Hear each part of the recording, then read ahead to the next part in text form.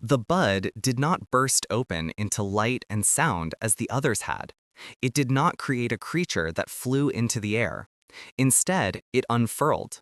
The sea green scales peeled back one by one, slowly, silently, like the petals of a flower blooming in a time-lapsed film. And as they opened, they did not release a sound, but an absence, a doorway.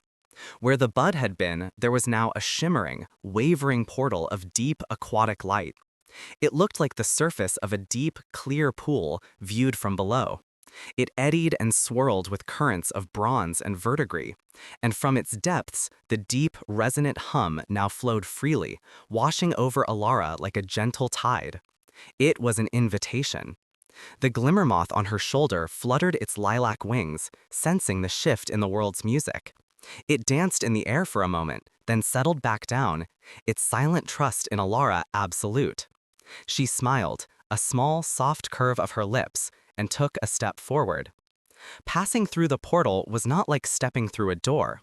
It was like sinking into cool, clear water without any of the wetness. The world of the mushroom grove and the great tree dissolved around her, replaced by a soft, descending sensation. The air grew cooler, stiller, and the deep hum grew richer, surrounding her, holding her.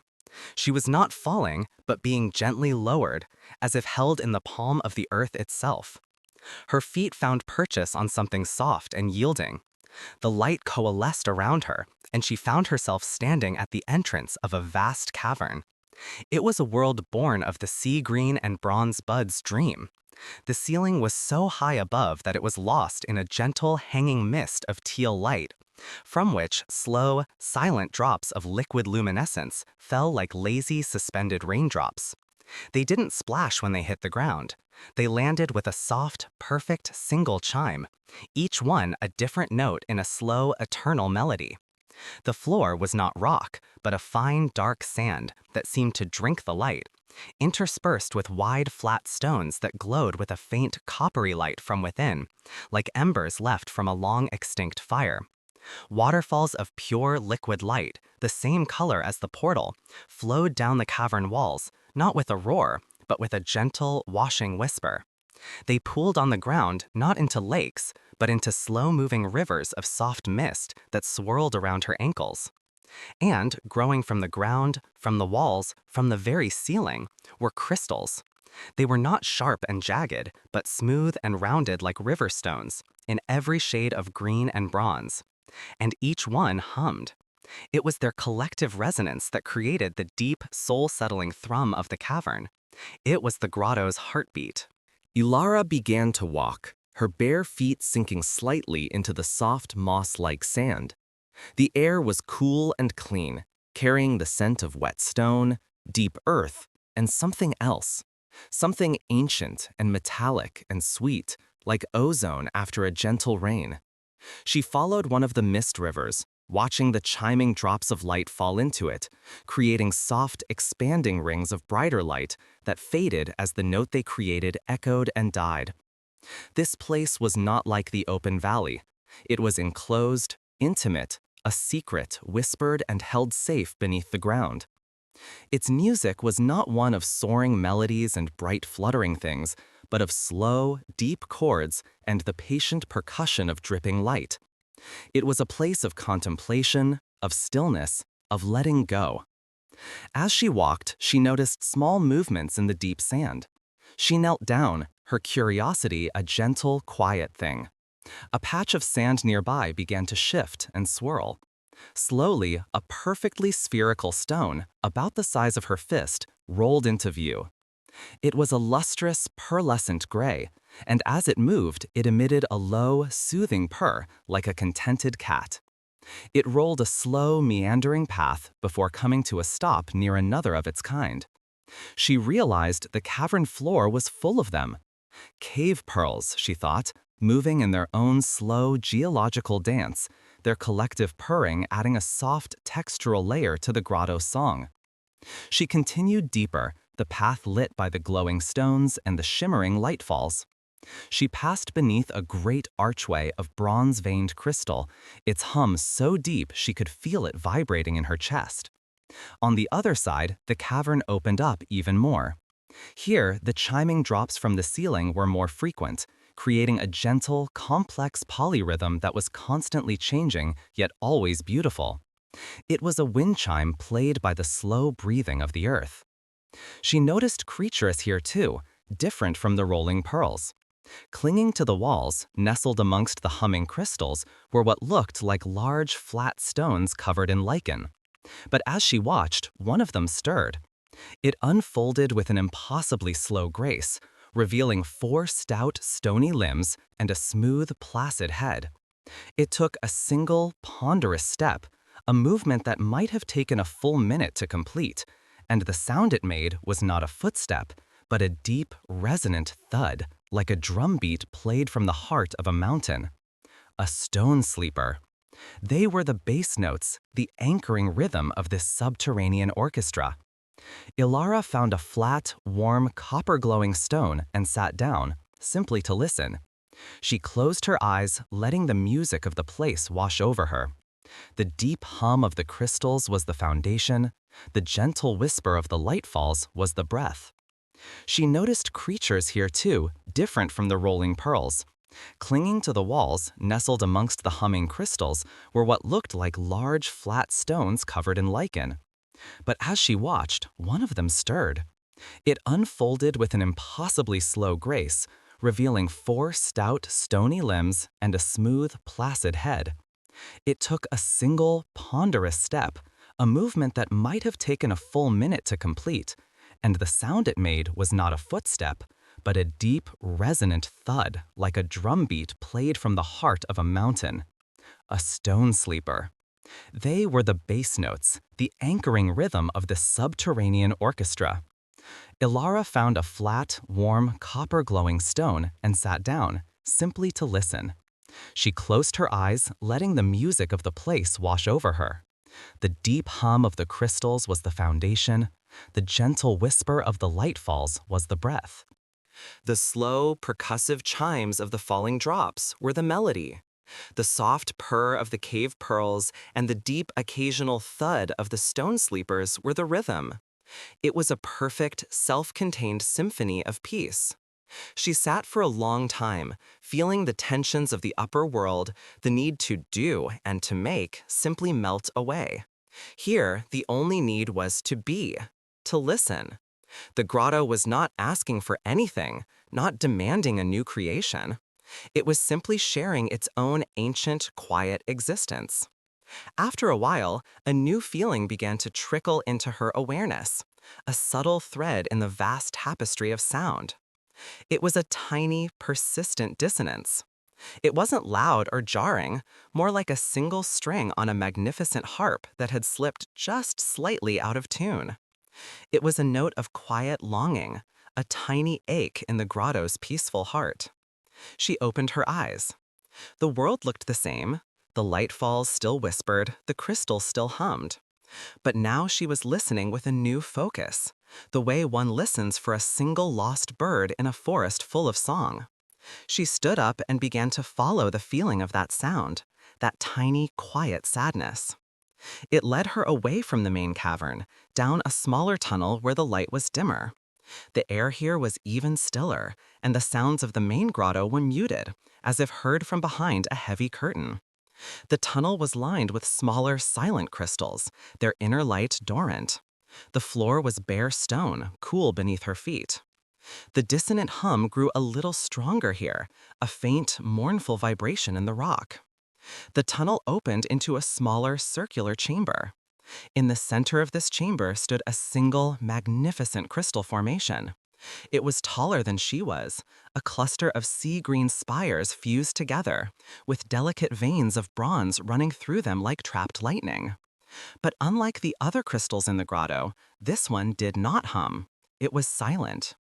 And from its base, a dark, shadowy stain seemed to be spreading across the stone floor, muting the light of the grotto.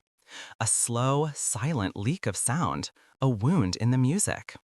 A single drop of liquid light fell from the ceiling, heading directly for the tip of the central spire.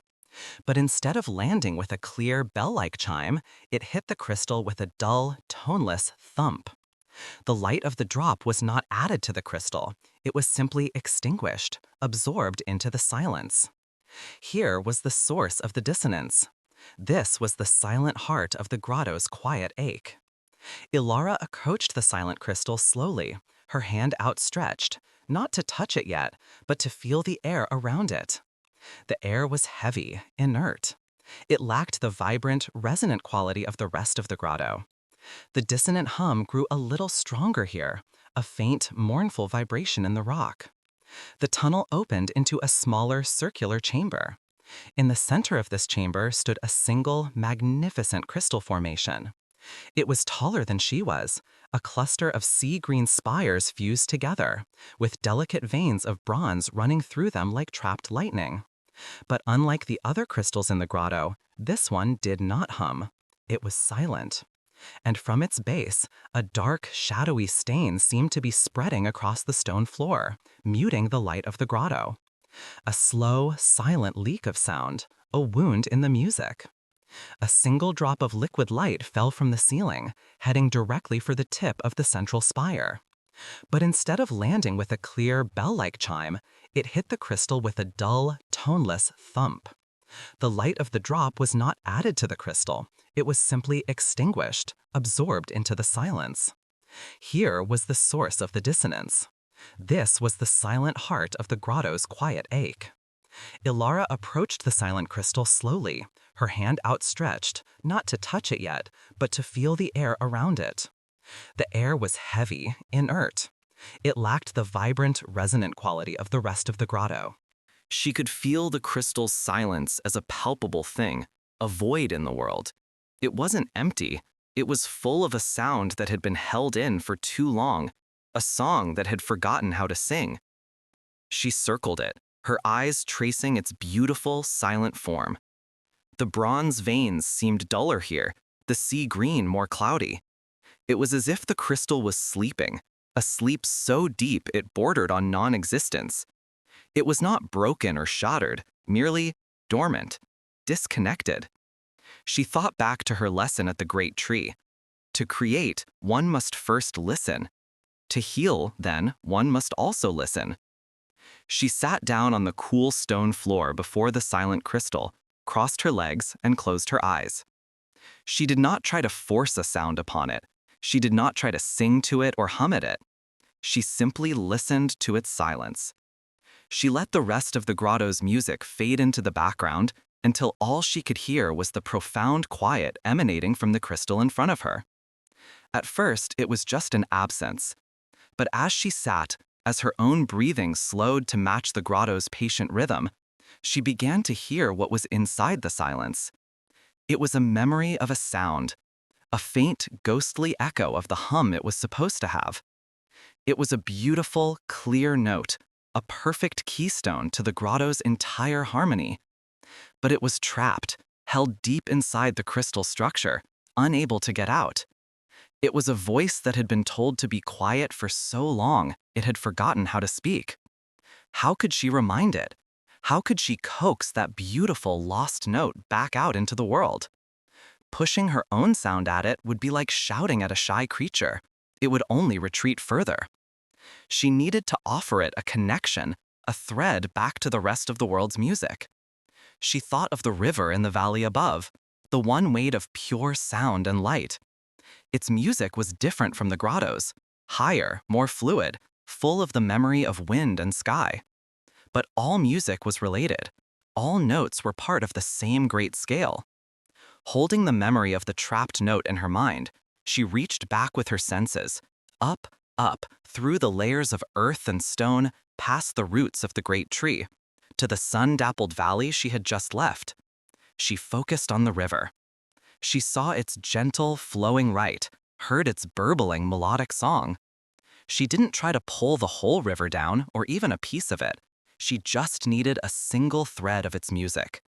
Gently, she isolated a single, simple phrase of the river's song, a sequence of notes clear and pure as water.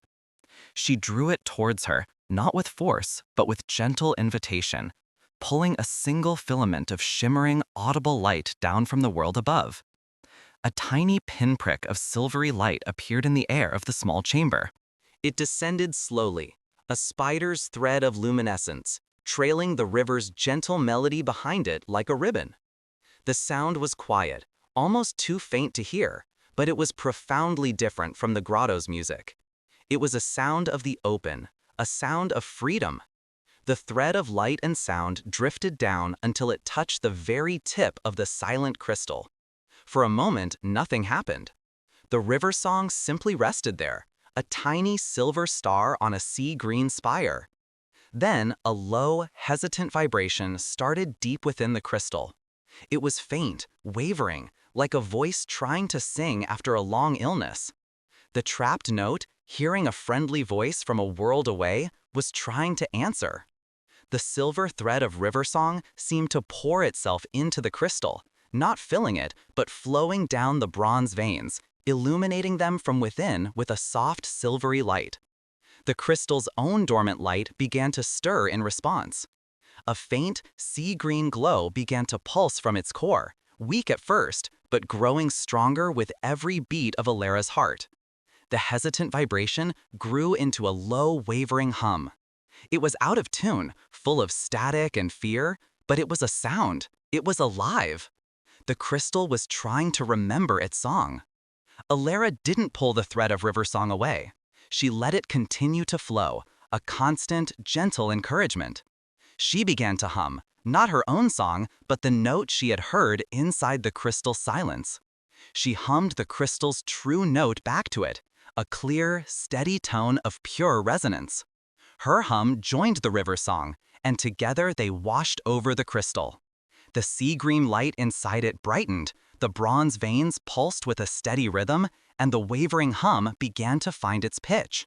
It faltered, slid, then faltered again, but with each attempt it grew closer to the pure note Elara was holding. And then it happened.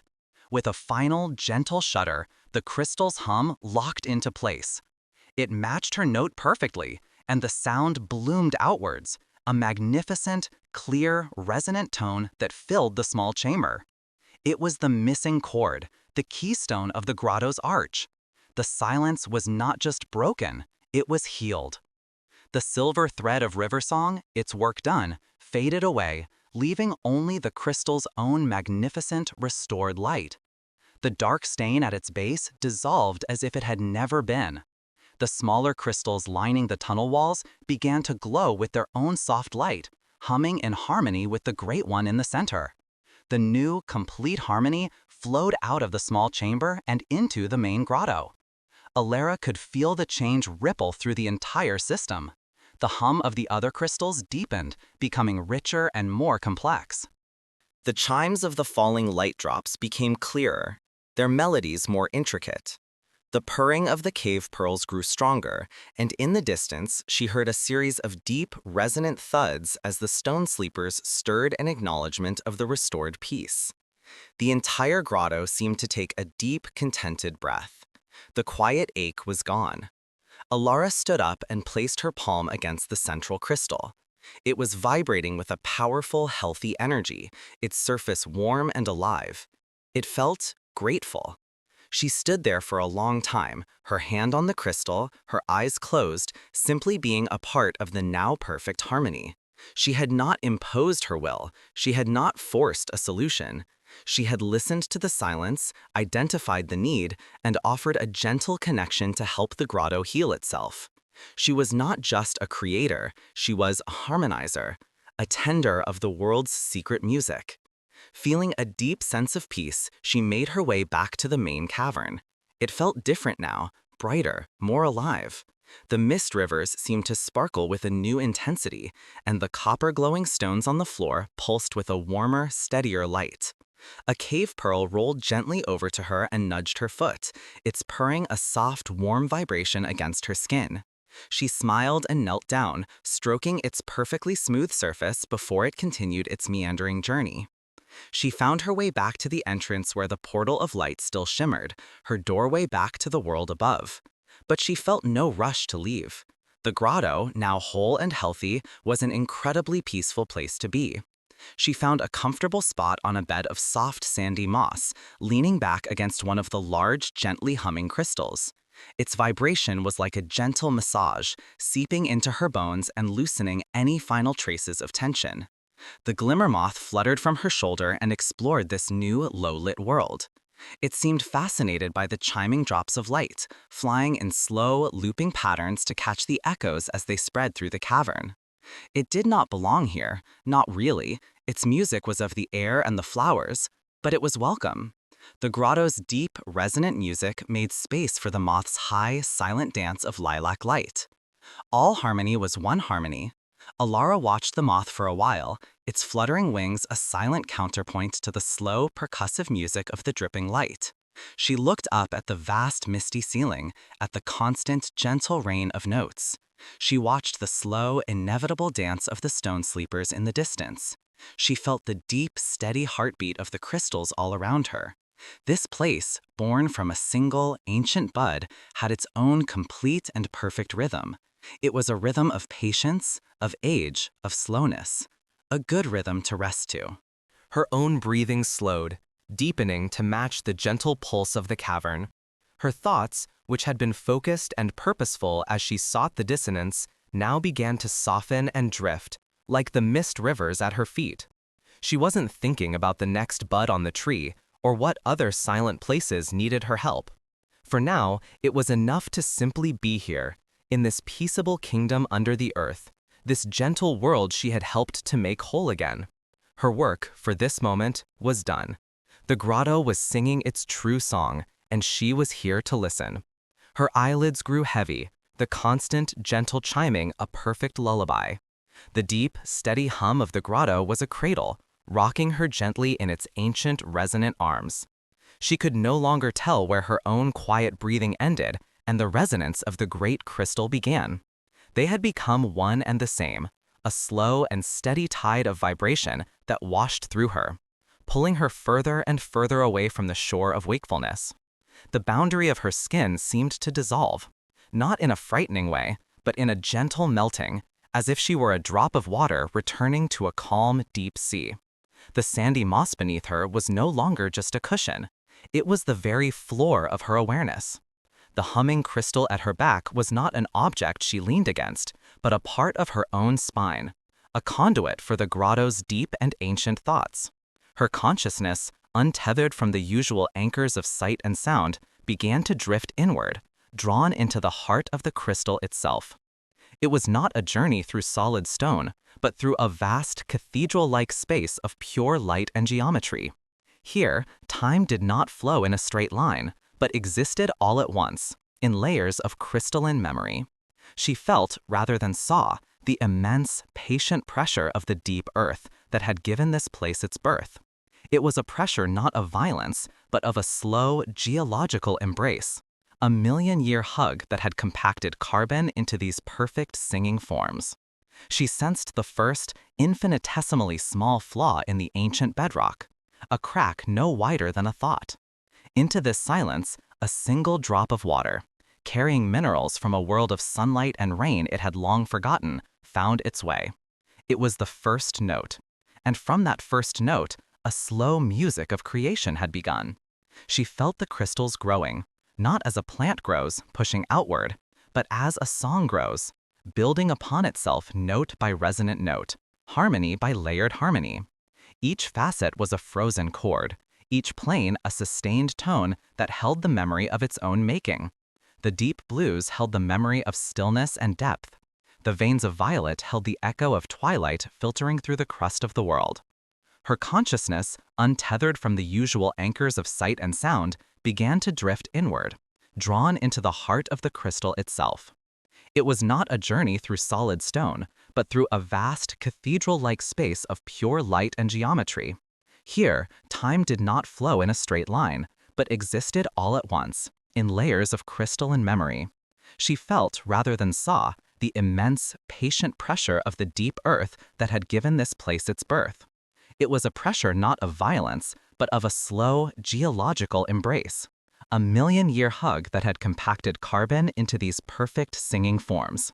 She sensed the first, infinitesimally small flaw in the ancient bedrock, a crack no wider than a thought. Into this silence, a single drop of water, carrying minerals from a world of sunlight and rain it had long forgotten, found its way. It was the first note. And from that first note, a slow music of creation had begun. She felt the crystals growing, not as a plant grows, pushing outward, but as a song grows, building upon itself note by resonant note, harmony by layered harmony. Each facet was a frozen chord, each plane a sustained tone that held the memory of its own making. The deep blues held the memory of stillness and depth. The veins of violet held the echo of twilight filtering through the crust of the world. The clear, luminous parts held the pure, silent idea of light itself. Her awareness drifted through these crystalline corridors, a silent guest in a library of eons. There were no books, only feelings. She felt the slow, tectonic shifting of the mountains above, a process so gradual it was indistinguishable from stillness. She felt the slow filtering of the water, the patient dissolving and depositing of minerals, a process of giving and taking that was the grotto's own form of breathing. It was a place built by patience, and to be here was to understand patience not as waiting, but as a form of being. The glimmermoth's light, which had been a tiny, flickering lilac star in the vast cavern, now appeared within her dreamlike state. It was no longer outside her, but a part of her wandering consciousness, a gentle guide. Its light pulsed with a soft, inquisitive rhythm, and as it did, it illuminated different threads in the crystal's memory. It brushed against a facet of deep indigo, and Elara felt the memory of a time when the cavern was completely filled with water, a silent, pressurized womb where the only movement was the slow dance of suspended silt, catching beams of phantom light.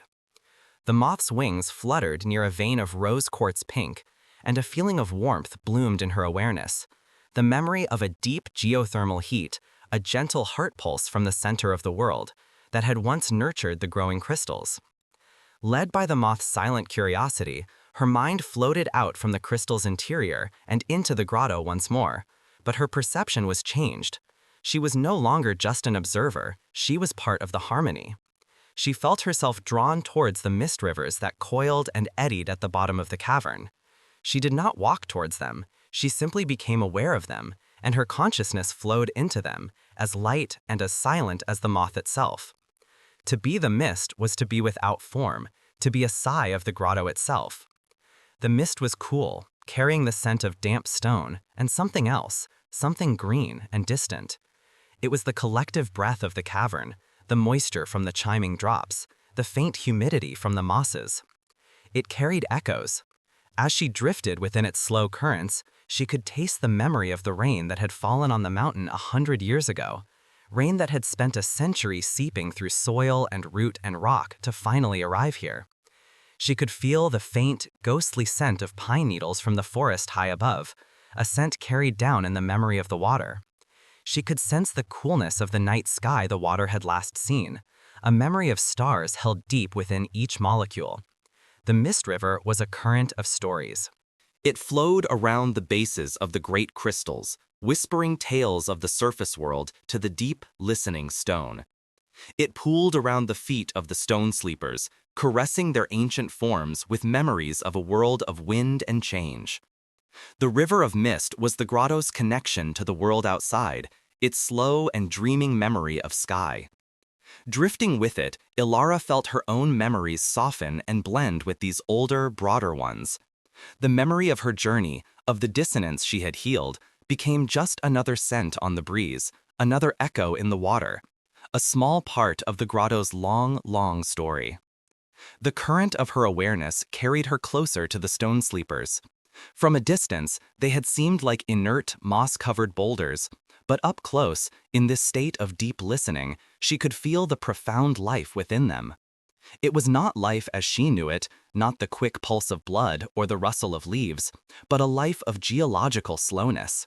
Their sleep was a form of deep contemplation.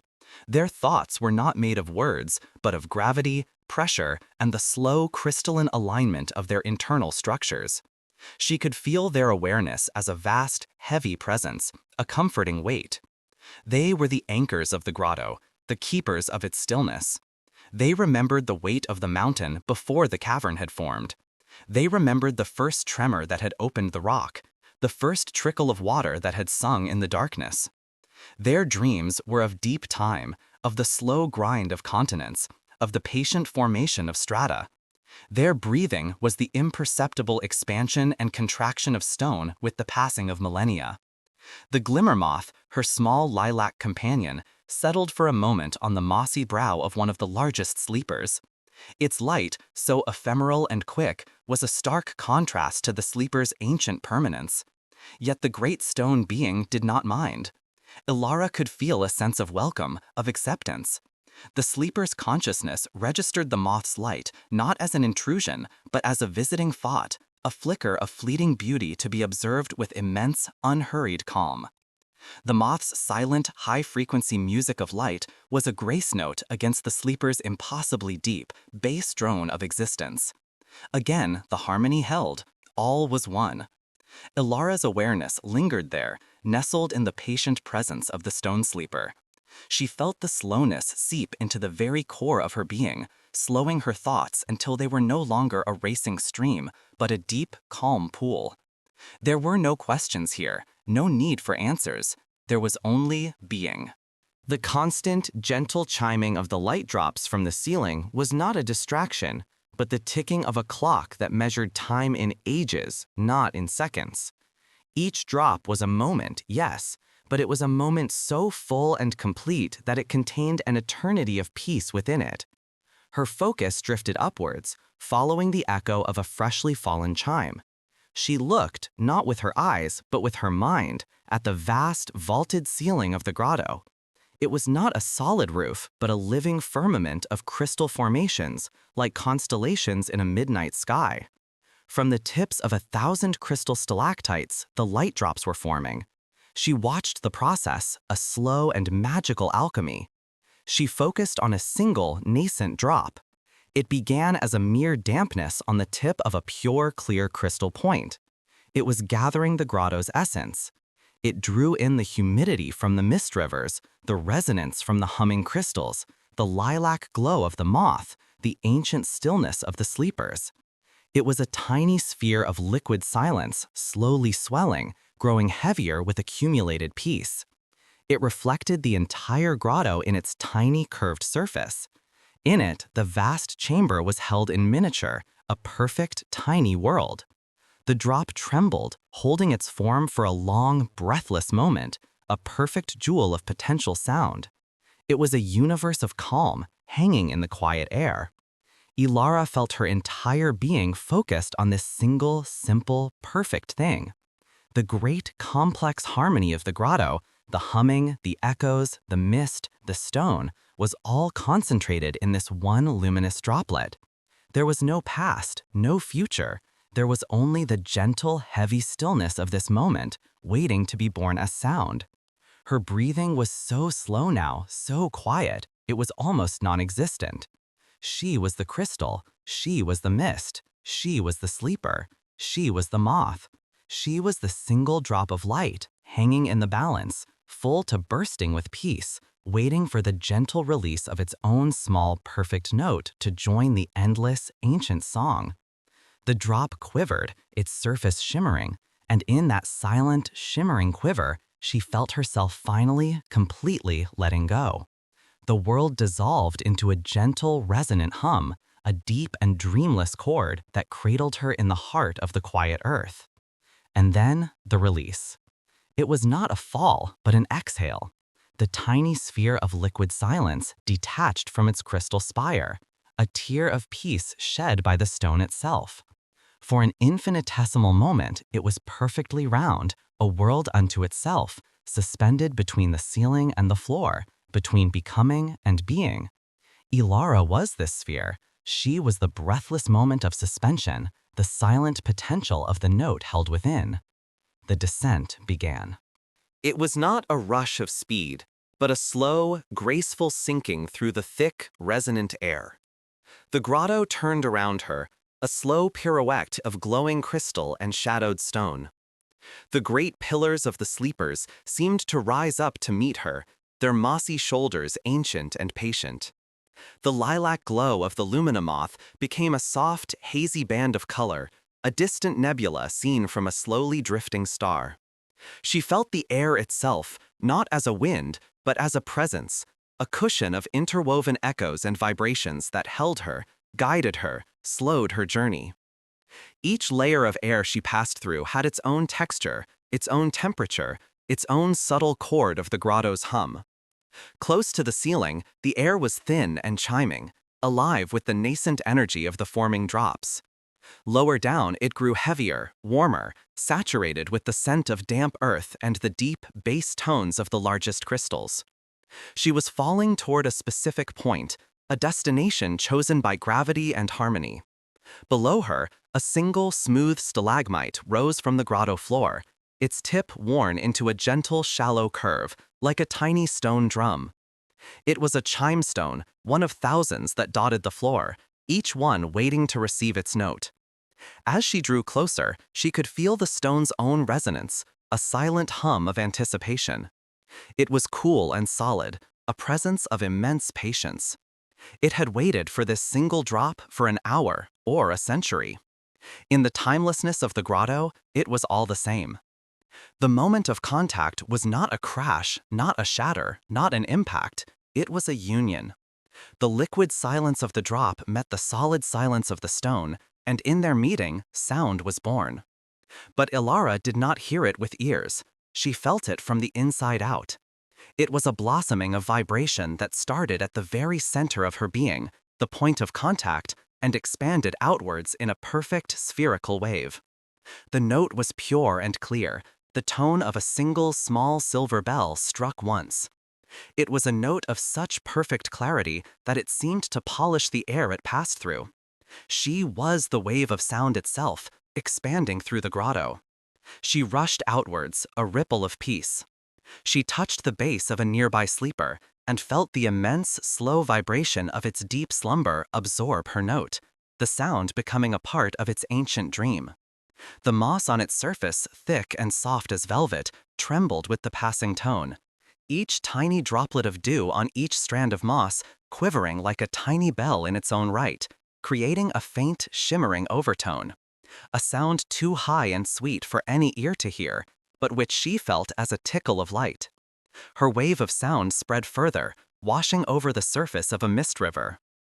The mist did not scatter, but undulated, its lilac-tinged surface weaving into a complex, beautiful pattern of intersecting ripples. The sound wave passed through the mist, its clear tone softened and diffused, becoming a chord of gentle, hazy notes, as if the bell had been wrapped in soft wool. She reached the far walls of the grotto, and the sound did not simply bounce back, but was received. The great crystal walls, veined with quartz and amethyst, seemed to drink in the note. They held it for a moment, tasting its quality, its pitch, its intention, and then they released it back, subtly changed. The echo that returned was not a mere copy, but an answer. It was warmer, deeper, as if the mountain itself had hummed in response. And now she was no longer just the single note. She was the echo, too. She was the call and the response, the outward journey and the return. And she was aware now of the others. From the vaulted ceiling, another drop let go, and another, and a third. Each one descended at its own pace, on its own trajectory, toward its own chime stone. Each created its own note. A deep, resonant thrum from a heavy drop striking a broad, flat stone. A high, delicate tinkle from a tiny bead of mist landing on a needle-thin crystal shard. A complex, melodic chord as a cluster of 3 drops fell in quick succession onto a terraced formation, a tiny natural xylophone. Her consciousness, once focused on a single point, now expanded to encompass them all. She was not one note, but the entire symphony. She was the intricate, ever-changing, never-repeating music of the grotto. She felt the rhythm of the falling drops, a slow, gentle, random beat that was more perfect than any measured time. It was the heartbeat of the deep earth, a pulse of profound and unshakable calm. She was the silence between the notes, the deep, velvety quiet that made each chime so precious and clear. This silence was not an absence of sound, but a presence in itself. It was a vast, soft space in which the music could breathe. She could feel it, a palpable thing, a cool, heavy blanket of peace that underlay everything. In this state of expanded awareness, she began to perceive the grotto in a new way. It was not a collection of separate things, crystals, stones, mist, moths, but a single, living organism. The crystals on the ceiling were its sensory organs, gathering the peace of the deep earth and distilling it into liquid sound. The falling drops were its circulation, distributing this peace throughout the chamber. The chime stones on the floor were its voice, giving expression to the silence. The mist rivers were its breath, slow and cool and life-giving. And the sleepers were its heart, beating with a rhythm so slow it could measure the aging of stars. Her awareness drifted downwards, detaching from the grand symphony of the ceiling and sinking into the breath. She became the mist. She flowed with effort across the grotto floor, a slow-motion river of quiet. She had no weight, no form, only a cool, gentle presence. She swirled around the bases of the giant stalagmites, her touch leaving a faint sheen of moisture on the ancient stone. The light of the lumina moth filtered through her, turning her substance into a rolling bank of pale violet twilight. The world perceived as mist was soft and blurred. The sharp, clear chimes from above reached her as muted, rounded tones, like bells heard from underwater. The precise geometry of the crystals dissolved into soft, glowing shapes. Edges disappeared. Everything was gentle, everything was yielding. It was a world without hardness, without resistance. To be the mist was to be an act of passive acceptance, to flow into the lowest places, to embrace the shape of whatever she touched, to be a soft companion to the unmoving stone. She felt the subtle currents in the air, the gentle pull of cooler and warmer pockets of the grotto, and she followed them without question. She was drawn towards one of the sleepers, a particularly immense one that sat in the very center of the chamber. Its form was less a statue and more a small mountain, its surface almost completely obscured by a thick cloak of luminous green moss. As the mist river she had become flowed around its base, she felt the change. There was a warmth radiating from the sleeper, not a heat, but a quality of living stillness, a profound energy that was so slow and deep it registered as a kind of vibrant peace. She drifted closer, her misty tendrils brushing against the moss. Touching it was unlike touching the bare stone. The moss was a world in itself, a miniature forest of infinite softness. It yielded to her touch, absorbing her coolness. And through the moss, she could feel the sleeper more clearly. She felt the slow, unimaginably slow pulse of its life. It was not a heartbeat of blood, but a resonance of stone, a rhythmic expansion and contraction so subtle that 1,000 years might pass between one beat and the next. And with that pulse, she felt its dream. It was not a dream of stories or images. The sleeper did not dream of running through fields or talking to forgotten friends. It dreamt in the language of geology, in the timescale of the earth. She felt the memory of pressure, the immense, patient weight of the mountain above, a feeling not of being crushed, but of being held, of being condensed into a state of perfect, unshakable integrity. She drifted closer, her misty tendrils brushing against the moss. Touching it was unlike touching the bare stone. The moss was a world in itself, a miniature forest of infinite softness. It yielded to her touch, absorbing her coolness. And through the moss, she could feel the sleeper more clearly. She felt the slow, unimaginably slow pulse of its life. It was not a heartbeat of blood, but a resonance of stone, a rhythmic expansion and contraction so subtle that 1,000 years might pass between one beat and the next. And with that pulse, she felt its dream. It was not a dream of stories or images. The sleeper did not dream of running through fields or talking to forgotten friends. It dreamt in the language of geology, in the timescale of the Earth. She felt the memory of pressure, the immense, patient weight of the mountain above, a feeling not of being crushed, but of being held, of being condensed into a state of perfect, unshakable integrity. She felt the slow, crystalline growth within its own body, the patient alignment of molecules over millennia, a process of becoming that was a form of meditation. She felt the memory of water, the slow, persistent trickle that had carved this grotto from the heart of the mountain over epochs. The water was not a force of violence, but of gentle persuasion. It did not break the stone, it conversed with it, finding the paths of least resistance, smoothing the rough edges, revealing the hidden beauty within. The sleeper's dream was a dream of yielding to this gentle, creative force. She felt the dream of deep, deep silence, a quiet that came from being miles beneath the busy, noisy surface of the world.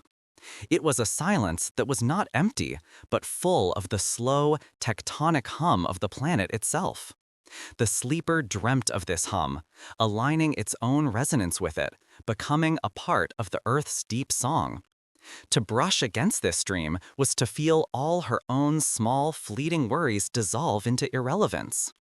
The anxieties of a single day, a single life, seemed like dust motes in the vast, slow-moving river of the sleeper's consciousness. Its peace was not a temporary state, but an essential quality of its being, earned over countless ages of stillness. She did not intrude on its dream, but was welcomed into it, her own light, airy consciousness finding a deep and stable anchor in its profound gravity. She lingered there, a cloud of lilac mist resting against a mountain of mossy, dreaming stone. She felt the chimes from above, not as individual notes anymore, but as a fine, silvery rain of sound falling upon the sleeper's back. Each note a small offering of peace, absorbed and added to its immense store of tranquility. The lumina moth, in its slow, looping flight, circled the sleeper's peak, its gentle glow a kind of silent benediction.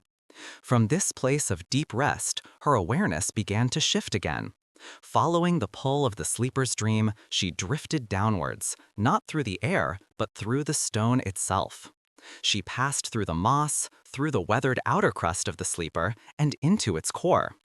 The transition was seamless. She did not feel solid rock, but a denser form of stillness, a more concentrated quiet. Here, she was no longer mist, but vibration. She had become a part of the sleeper's hum, the slow, resonant frequency of its being. And from within, she could feel its connections to the world. She felt the roots of the stone, not physical roots, but energetic ones, extending deep, deep into the bedrock of the grotto floor. She followed one of these roots downwards, her consciousness sinking into the earth. The grotto disappeared above her. The air, the mist, the light, the chimes, all faded, replaced by the deep, resonant darkness of the solid world. It was not a frightening darkness, but a comforting one, the darkness of the womb, of the seed deep in the soil. It was a darkness that was not an absence of light, but a presence of earth. She felt the immense pressure of the rock around her, but she was a part of it, and so it was not a weight, but an embrace. She felt the slow, imperceptible shifts of the earth, the geologic stresses and strains that played out over centuries, not as violence, but as a kind of planetary stretching, a deep, slow yoga. She could sense the other crystals embedded in the rock around her, unseen but felt. They were like nodes in a great subterranean network. Each one hummed with its own unique frequency, and their collective vibrations created a vast, complex, and deeply harmonious chord. This was the source of the grotto's hum. It wasn't coming from the grotto itself, but rising up from the very bones of the world. She followed the threads of resonance, sinking deeper, drawn towards a confluence, a place where the humming was purest and strongest. The rock around her began to change. It became less opaque, more translucent. Faint internal light began to glow in the veins of quartz and feldspar, not light from an external source, but a light generated from the pressure and the resonance, a cold mineral phosphorescence. She was approaching the heart. She emerged from the solid rock into a new space. It was not a grotto, not a chamber carved by water, but a geode of impossible size, a hollow sphere in the deep earth lined with crystals the size of ancient trees. And in the center, suspended in the absolute stillness, floating in the gentle gravitational balance of the deep, was the heart crystal. It was a single, flawless, multifaceted jewel, as large as the sleeper she had just left. It did not glow with a bright light, but seemed to drink in the darkness, and in its fathomless depths, slow, soft pulses of pearlescent light ebbed and flowed. It was the source of the hum. The vibration emanated from it in slow, powerful waves, a sound so low and so profound it was less a note and more the fundamental frequency of stillness itself. The air here was perfectly still, perfectly silent, except for this all-encompassing hum. There were no chimes, no mist, no moths. There was only the heart crystal and its deep, eternal song of peace. Her consciousness, now a disembodied point of awareness, drifted slowly towards it. She felt no desire, no goal, only a gentle, inexorable pull, like a river finding its way to the ocean. As she drew closer, she could see the reflections on its infinite facets. Each polished face did not reflect her, for she had no form. Instead, each face reflected a different aspect of the world. In one, she saw the grotto above, the slow dance of the falling drops, a silent, perfect miniature. In another, she saw the sleeper, its mossy cloak breathing in deep, slow motion. In a third, she saw a forest on the surface of the world, bathed in moonlight, the leaves of the trees trembling in a silent breeze. In another, she saw the deep ocean, the slow, graceful dance of bioluminescent creatures in the crushing dark. And in yet another, she saw the stars, wheeling in their vast, silent, celestial patterns. The heart crystal was connected to everything. Its hum was the vibration of the world's quietest, most peaceful places, all drawn together and harmonized into a single, perfect chord. It was the concentrated essence of tranquility. Her awareness touched the surface of the crystal, and she did not enter it, but became one with it. Her journey was over, for she had arrived at the center of all stillness. There was no more movement, no more exploration. There was only being. She was the deep, resonant hum. She was the slow, pearlescent pulse of light in the heart of the stone. She was the patient witness to the silent turning of the cosmos, reflected in her own being. There was no thought, only perception. There was no feeling, only a state of absolute, unbreakable peace. She was anchored now, in the very heart of the quiet earth, a part of the deep, dreamless sleep of the world itself.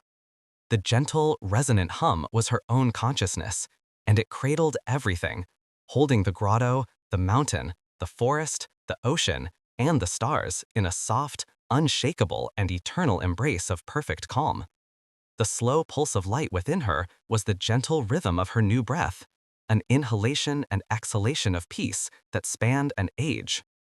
Here, in the absolute center of the quiet, there was nothing left to do but be, and to be was to be at rest. And in that state of being, time itself became a different thing. It was no longer a river, flowing from one moment to the next, but a vast, deep lake in which all moments existed at once, placid and undisturbed. The slow pulse of light that was her breath was not counting seconds or minutes. It was measuring the patient turn of ages, the slow grinding of mountains into dust, the silent gathering of starlight in the void. Her awareness, now one with the crystal's infinite facets, could drift without effort, could settle upon any single point of peace and experience it fully, not as an observer, but as a participant in its quietude. She let her consciousness settle first in the grotto that was her immediate shell. She became the journey of a single drop of water, gathering on the stone ceiling above, heavy with dissolved minerals, a tiny, perfect sphere holding the reflection of the heart crystal in its skin. She felt the slow, patient pull of the earth, the final letting go, the silent fall through the still air. The impact was not a sound, but a soft, resonant thrum that spread through the stone of the floor, a ripple of sensation that she felt in her very core. It was a note played on the great, silent instrument of the earth, and she was both the instrument and the note itself. She felt the slow, inexorable growth of the stone formations, the patient deposit of calcite, molecule by patient molecule, building spires of impossible delicacy over millennia. It was a form of life so slow, so deliberate, that it could only be perceived from a place beyond time. From the grotto, her perception drifted upwards, through the stone to the sleeper. She felt the cool, damp weight of the moss on its immense sleeping form. She was the moss, her being a soft, green, living blanket. She felt the gentle condensation of the morning mist on her velvety surface, the slow absorption of water, the quiet miracle of photosynthesis turning faint, filtered sunlight into life. She felt the tiny, intricate world that lived within her fronds, the slow crawl of a minuscule insect, the patient spreading of a lichen's silver tracery, the quiet anchoring of her own roots into the ancient stone. She was the sleeper's breath, the slow, almost imperceptible rise and fall of its chest that took a whole season to complete. The inhalation was spring and summer, a drawing in of life and warmth. The exhalation was autumn and winter, a long, slow release into dormancy and rest. She felt the sleeper's dreams, which were not of stories or events, but of deep geological memory. It dreamed of its own formation, of the pressure and heat that forged it, of the slow, grinding uplift that brought it into the sky. It dreamed of the first rain that ever fell on its skin, the first seed that ever found purchase in a crack. These were dreams of being, of permanence, of a peace so profound it was indistinguishable from the stone itself. Then, her awareness spread like a soft fog into the moonlit forest. She was not a creature in the woods, but the moonlight itself, a silent silver presence. She dripped from the edges of the pine needles, pooled in the cups of fallen leaves, and painted the bark of the ancient birch trees with a soft ethereal glow. She lay across the forest floor, a carpet of cool light, revealing the intricate patterns of moss and the delicate architecture of a spider's web, each strand beaded with tiny, perfect globes of dew, each a miniature moon. She felt the utter silence of an owl's flight, the whisper of air over its feathered edges as it drifted between the trees, its great dark eyes seeing not with light, but with the absence of it. She felt the cautious, delicate steps of a fox, its paws making no sound on the bed of damp earth and moss, its breath a tiny, fleeting cloud in the cool air. She was the quiet rustle of a leaf detaching from its branch, not a sound of falling, but a sigh of release, as it spiraled down to join the soft, quiet decay on the forest floor, becoming part of the patient, dreaming earth. The scent of pine and damp soil was not a scent to be smelled, but a quality of the air, a deep, resonant note of peace that she absorbed into her being. From the gentle quiet of the forest, she let her consciousness sink, down, down, through the soil and rock, deeper than her own grotto, until she reached the crushing, silent dark of the deep ocean. Here there was no weight, only a perfect, buoyant suspension.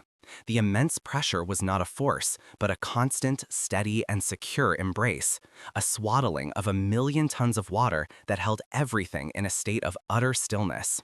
She was the gentle, ceaseless drift of marine snow, the slow downward dance of microscopic particles from the sunlit world far, far above, a silent, nourishing blessing for the creatures of the deep. She became the slow, rhythmic pulse of a jellyfish's bell, a translucent ghost moving through the water with effortless grace, its long, delicate tentacles trailing behind it like a dream. She was the light of a bioluminescent creature, not a harsh glare, but a soft internal glow, a cold, blue-green fire that existed for no other reason than to simply be. She floated amidst vast schools of these living lanterns, a silent, moving constellation in the deep, velvet night of the abyss. There was no struggle here, no hurry. Life moved at the speed of a dream, a slow, balletic unfolding in the perfect, peaceful dark.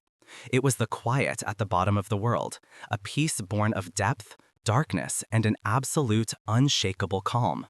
And then her awareness expanded beyond the confines of the world itself. It stretched out, out, into the vast, silent emptiness of space. She became the emptiness, the perfect, cold vacuum between the stars. She was the vast, patient silence that held the galaxies in its embrace.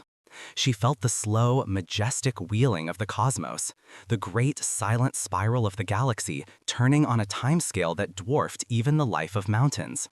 The stars were not points of light, but the reflections she held within her crystal facets, each one a sun, a source of ancient warmth and light. She floated amidst vast schools of these living lanterns, a silent, moving constellation in the deep, velvet night of the abyss. There was no struggle here, no hurry. Life moved at the speed of a dream, a slow, balletic unfolding in the perfect, peaceful dark. It was the quiet at the bottom of the world, a peace born of depth, darkness, and an absolute, unshakable calm. And then her awareness expanded beyond the confines of the world itself. It stretched out, out, into the vast, silent emptiness of space. She became the emptiness, the perfect, cold vacuum between the stars. She was the vast, patient silence that held the galaxies in its embrace. She felt the slow, majestic wheeling of the cosmos, the great, silent spiral of the galaxy turning on a timescale that dwarfed even the life of mountains. The stars were not points of light, but the reflections she held within her crystal facets, each one a sun, a source of ancient warmth and light. She felt the journey of a single photon, born in the heart of a star 1,000,000 years ago, traveling in a straight, unwavering line across the impossible void, to finally arrive at the world, to fall upon a single leaf in the moonlit forest, to be a part of her own perception. She witnessed the birth of new stars in the slow, graceful collapse of nebulae, vast clouds of dust and gas swirling together over eons, their gentle dance a cosmic lullaby.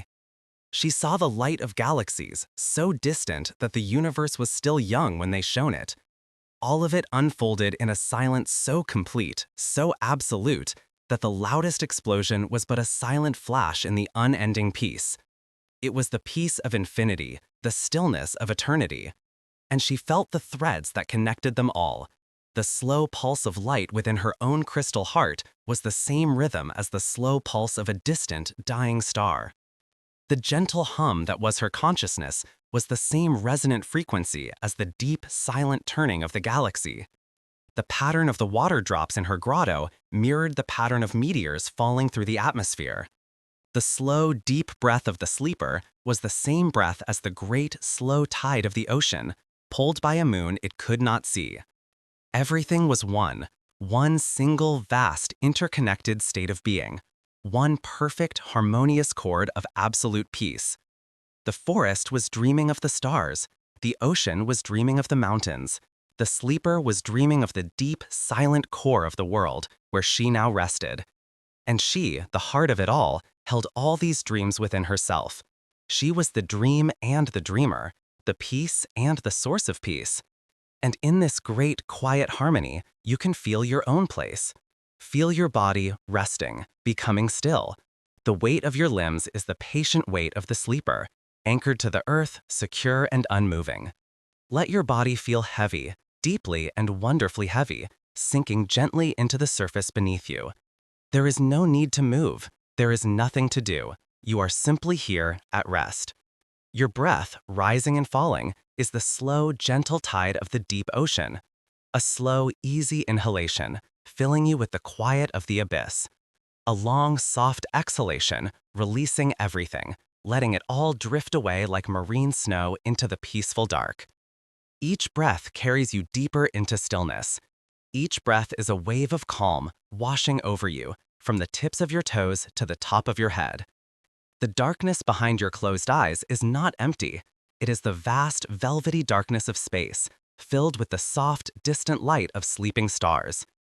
Let your thoughts be like those distant stars, faint and far away. Do not try to reach for them. Do not try to understand them. Just watch them glow gently in the distance, knowing they are part of a vast, silent pattern. Let them be. They can do you no harm.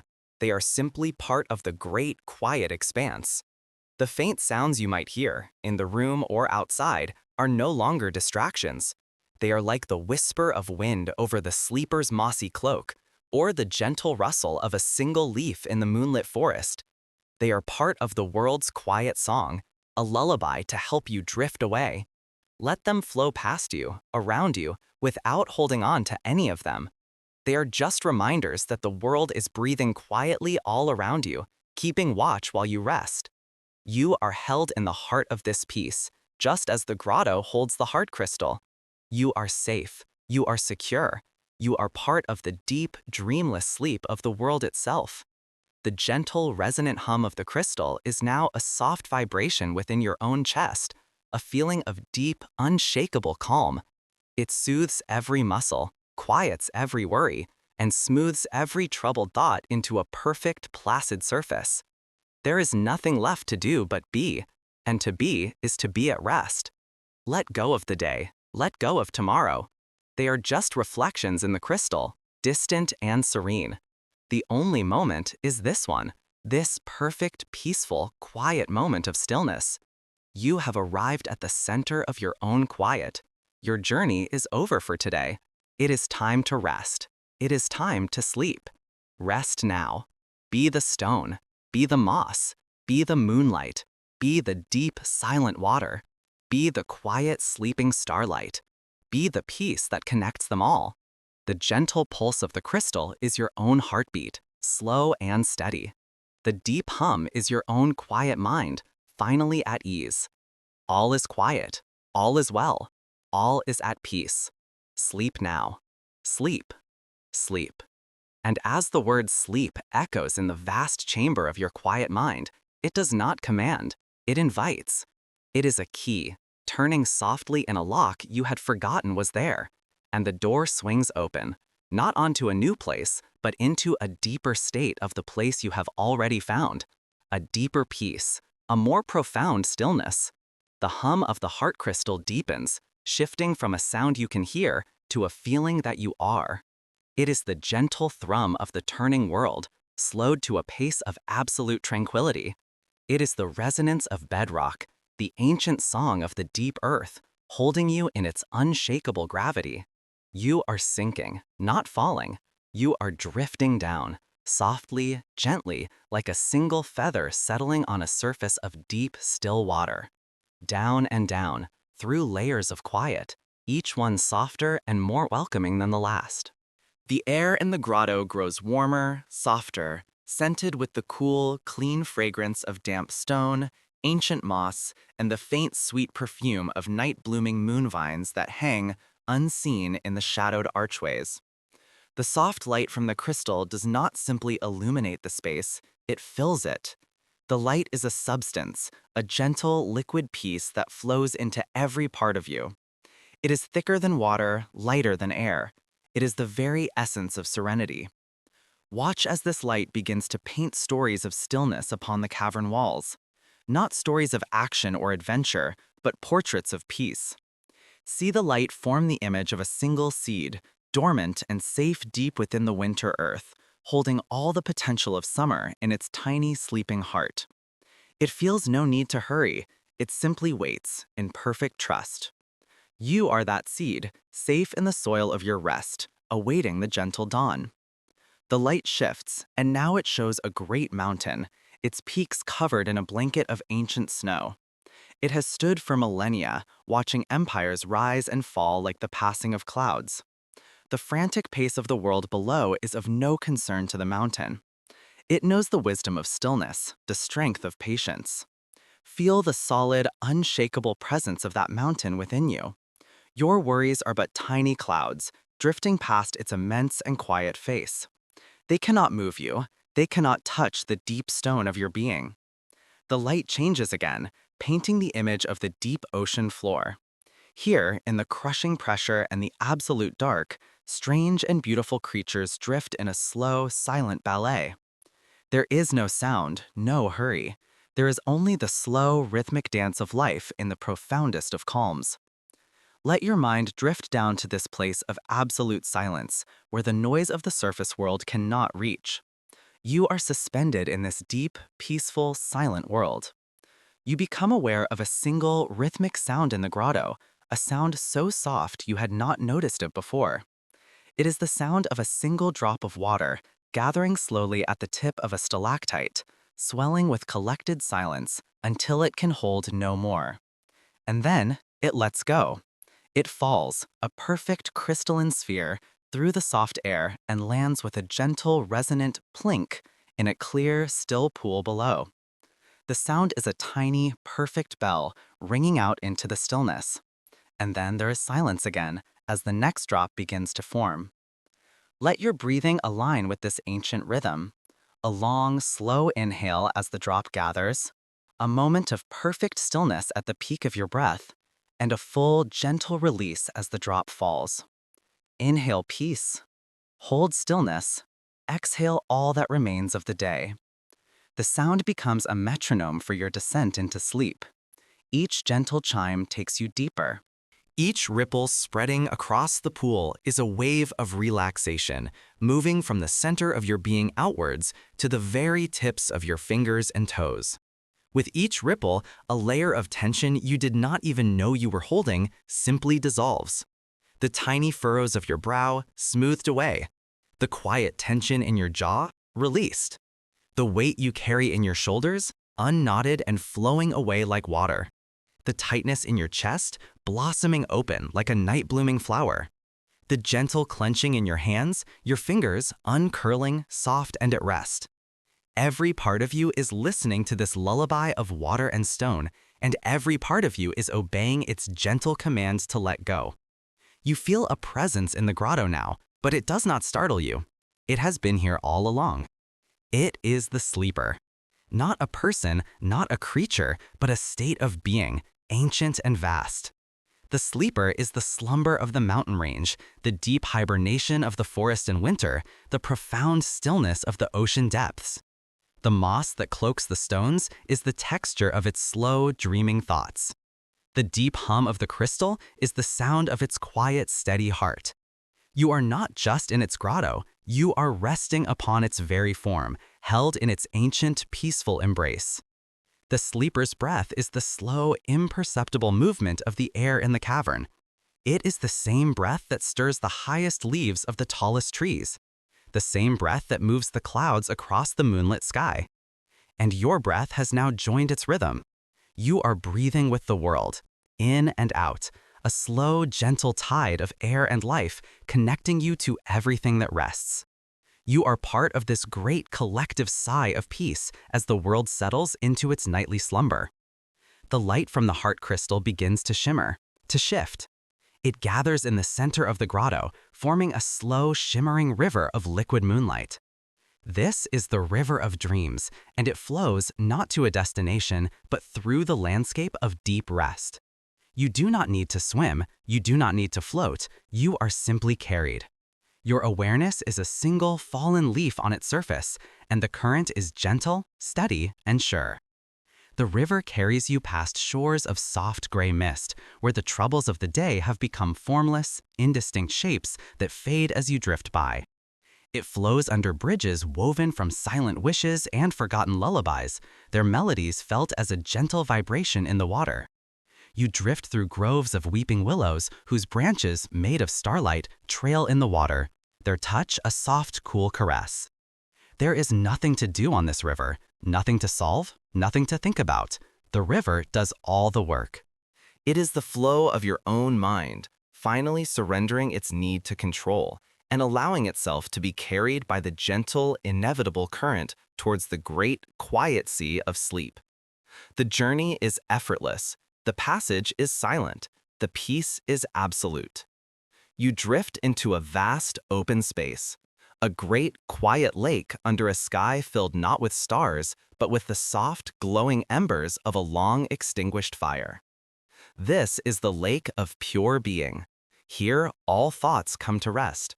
All memories are smoothed over like pebbles on the shore, their sharp edges worn away by the gentle lapping of the water. Here, you are not your name, you are not your history, You are not your plans for tomorrow. You are simply a presence, a quiet awareness, floating in a universe of calm. The mind, which was once a bustling marketplace of thoughts and worries, has transformed. It is now a great, quiet library. The shelves are carved from ancient silent wood, and they stretch up into a soft, vaulted darkness. But the books on these shelves do not contain words or stories.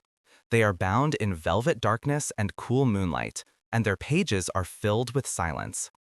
There is the silence of a winter snowfall, the silence of the deep forest at midnight, the silence of a forgotten temple, the silence of the moment just before dawn. You may wander these aisles in your mind if you wish. You can take down any volume and open it. But you will not find words to read. You will only find a deeper and more profound quality of quiet. Each silence is a comfort. Each one is a balm. This is the great wisdom your mind holds when it is finally at rest, that the most profound knowledge is not found in words, but in the spaces between them, in the deep, restorative quiet of a mind at peace with itself. The gentle hum of the crystal returns to your awareness, not as a sound from outside, but as a vibration originating from the very center of your being. You have absorbed its peace. It is now a part of you. The soft, radiant light is no longer something you see. It is the gentle warmth that glows within your own heart, spreading through your entire body. You are no longer just resting on the moss. You are the patient green softness of the moss itself, thriving in the cool, quiet dark. You are no longer just listening to the water. You are the single drop, letting go, and the still pool that receives it, a perfect circle of peace. You are no longer just watching the moonlight. You are the serene silver light, touching everything with a gentle, calming grace. You are no longer just feeling the stone. You are the deep, ancient stone, unmovable, unshakable, eternal in your stillness. Your breath is no longer just like the tide, it is the tide, the slow, effortless rhythm of the sleeping world, rising and falling in perfect harmony. Your heartbeat is no longer just like the crystal's pulse, it is the crystal's pulse, slow, steady, and resonant with the profound peace of the universe. Everything is one. The grotto is within you. The sleeper is your own deepest state of rest. The crystal is your own peaceful heart. There is no separation. There is only this one vast, seamless, and deeply tranquil state of being. And so you drift. Not on a river now, but in a vast, open space of soft, warm darkness. It is the space between the stars, the great, gentle void where all things are born and to which all things return to rest. It holds you without pressure. It supports you without effort. It is the ultimate safety, the final peace. There are no more words. The story has been told. It has woven its spell, and now it dissolves, its purpose fulfilled. It leaves behind only the feeling, the peace, the stillness, the deep, deep comfort of absolute rest. The last embers of thought fade to a soft gray ash.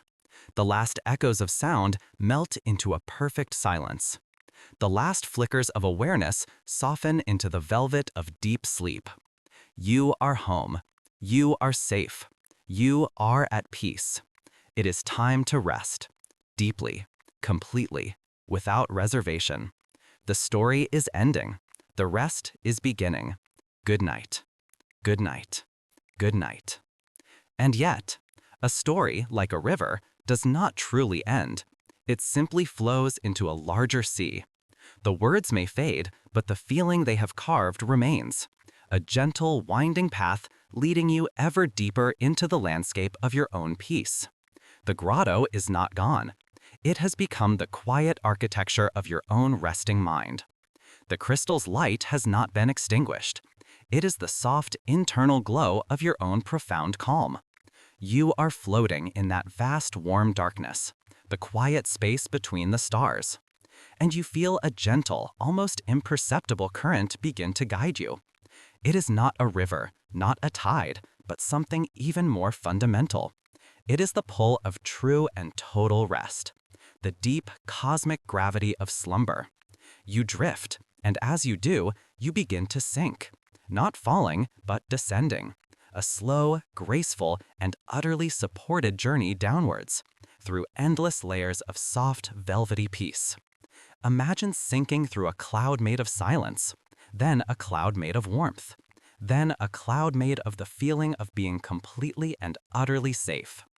Down and down you go. Each layer you pass through is a letting go. The first layer you sink through is the day that has passed. You see it above you now, a thin film of memories and moments shimmering with distant light. You see the conversations, the tasks, the sights and sounds. You see it all, not with attachment or worry, but with a gentle sense of completion. You have passed through it. It is done. And as you sink further, it fades, growing smaller and smaller, until it is just a single distant star in the vast, dark sky of your memory. And you let it go. You let it go, with a silent, grateful sigh. Down and down you go, into a deeper warmth, a deeper quiet. The next layer you sink through holds all the thoughts of tomorrow. The plans, the worries, the questions, the hopes. They swirl above you for a moment, like a constellation of little silver threads. You do not need to grasp them. You do not need to solve them or organize them. They are for a different time. For now, you simply acknowledge their presence, and then you continue your gentle descent, leaving them behind. They will be there when you wake, rested and ready, but for now, they are not your concern. You sink below them, and they too fade into the quiet darkness above. You are unburdened. You are free. Deeper and deeper you drift, into the heart of tranquility. Now, you begin to feel the gentle current of your own body, guiding you further down. This is the layer of physical sensation. You are aware, in a distant and dreamy way, of the weight of your own form. Feel your feet and your legs. They have carried you through the day. They have stood firm. Now their work is done. Feel all the tension, all the stored energy, simply dissolve and drift away from them, like fine sand stirred in still water. They become heavy, but it is a pleasant, grounding heaviness. A heaviness that means they are at rest. They are no longer your legs to command. They are ancient stones at the bottom of a quiet pool, still and serene. You sink past the need to move them, letting them go completely. The gentle descent continues, and your awareness drifts up to your hips, your back, your shoulders. This is where the world is often carried. The burdens, the responsibilities, the posture of your day. Feel the solid surface beneath you, supporting you completely. You do not need to hold yourself up any longer. You can give all of that weight away. Imagine your spine, a string of smooth, river-worn pebbles, settling into the soft moss of the grotto bed. Each vertebra releases its neighbor. Each muscle loosens its grip, unknotting, unwinding, softening into perfect ease. You let go of holding on. You allow yourself to be held, sinking, ever so slowly, into profound peace. Your awareness floats to your arms, your hands. They have held and worked and written and touched. They have been the tools of your will all day long. Now they lie still. Feel your fingers gently uncurl. Feel the palms of your hands soften, open and warm. Release the memory of everything they have held. Let them be empty. Let them be still. They are like fallen leaves on the surface of that deep, calm pool, floating without effort, utterly at peace with their own stillness. Down and down, into the velvet dark. The current of rest carries your awareness to your neck, your jaw, your face. So much is held here. The expressions of the day, the clenching of thought, the subtle shield you present to the world. Let it all melt away. Allow your jaw to soften, your tongue to rest. Allow the tiny muscles around your eyes to smooth out, releasing the memory of all they have seen. Allow your brow to become wide and open and calm, a serene landscape under a moonless sky. Your face becomes a perfect mask of tranquility, still and peaceful. You are sinking now beyond the body. You have let it go, piece by loving piece. It is resting deeply, safely, anchored in the harbor of your bed while your consciousness drifts on this final, gentle voyage. You are in the great sea of slumber now. It is not made of water, but of pure potential for rest. It is endless, deep, and filled with a profound and loving silence. The temperature is perfect. There are no currents to trouble you, only this one slow, overarching movement downwards, into the very core of peace. This is the place before dreams are born, the quiet, fertile darkness where the mind renews itself. Here, there is no need to think, no need to feel, no need to be anything at all. You are pure awareness, floating in a sea of pure peace. Your breath is the only rhythm here, but it is not your breath anymore.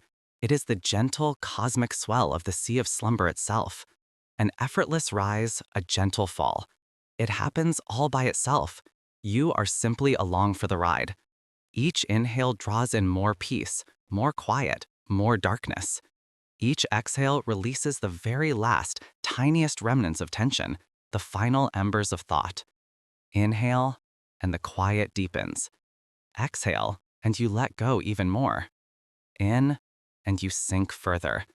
Out, and you dissolve. You are becoming one with this sea. Your edges are blurring. The sense of you as a separate being is melting away, like a drop of ink in an endless ocean of calm. There is no separation between the peace around you and the peace within you. It is all one in the same. The last echoes of the grotto, of the crystal, of the story itself are fading now. They were the boat that carried you here, to the shore of this deep, silent sea. And now you have stepped out of the boat. You are home. There is nothing left to do, nothing left to see, nothing left to know. There is only the sinking, only the stillness, only the peace. The deep, dreamless, healing peace of true rest. The storyteller's voice is just a whisper on the water's surface now, far, far above you. A gentle murmur that barely reaches you in these profound depths. It is safe to let go completely now. It is safe to surrender to the deep. It is time for the final, wonderful peace of sleep. Sleep now. Rest now. Peace. Good night. Good night. Good night. And with that final whisper, the surface vanishes entirely. The last connection to the waking world is gone. You are now in the great below, the silent heart of the ocean of rest. There is a quality to this darkness that is not an absence of light, but a presence of its own. It is a soft, velvet, living darkness, thick with tranquility. It holds you on all sides, a perfect embrace without pressure, a blanket woven from the fabric of peace itself. You feel it not with your skin, but with your entire being. It is the feeling of being utterly and completely safe, of being home in a way you have never been before. For a time that cannot be measured, there is only this perfect, healing nothingness. The deep, restorative fallow field of the mind, where all is quiet, where all is regenerating. You do not notice the passing of moments, for time itself has dissolved into the endless sea around you. There is only the continuous, blissful present of pure rest. And then, so slowly, so gently, you barely perceive it, something begins to shift. Deep in the abyss, or perhaps deep in the center of you, for there is no difference now, a single, tiny mote of light stirs. It is not a bright light, it is soft, the color of a pale lavender dawn. It does not shine, it merely glows, a tiny ember of potential in the vast, quiet dark. It holds the memory of the grotto's crystal, not its form or its brilliance, but its essence, its unwavering calm. This single point of light floats, suspended in the stillness. And as you observe it without observing, another mote glows into existence beside it. This one is the soft green of new moss in a hidden forest. Then another, the color of warm honey. And another, a gentle, dusky rose. They are the seeds of dreams. They drift towards each other, not in a hurry, but with a slow, gravitational pull, like celestial bodies in a newborn galaxy. They begin to form a slow, silent ballet in the deep. A spiral of soft color begins to turn, lazy and graceful. These are not thoughts. They are gentler than that. They are the purified echoes of your day, of your memories, of your hopes. The warmth of a kind word, washed of its meaning and left only as a glow of gold. The feeling of sunlight on your skin, now a soft, pulsing orb of light. The memory of a beautiful melody, now a swirling ribbon of silver blue. All the sharp edges have been smoothed away. All the worries have been dissolved. Only the pure, peaceful essence remains. More and more motes awaken. Hundreds, then thousands, until the velvet darkness around you is no longer empty, but filled with a vast, slow-moving nebula of gentle light. A universe of peace being born from the stillness. And you feel a sense of being held once more. The memory of the grotto rises, not as a place of stone and water, but as an architecture of feeling. The lights, the dream seeds, begin to weave themselves around you, creating a space, a sanctuary just for you. It is a grotto made of starlight, a cavern whose walls are soft, shifting constellations. Its ceiling is a dome of deepest indigo, alive with the slow, silent dance of your own peaceful cosmos. You are at the very heart of this sacred space, floating in its center, protected and cherished. From the heart of this star grotto, a gentle current begins to flow.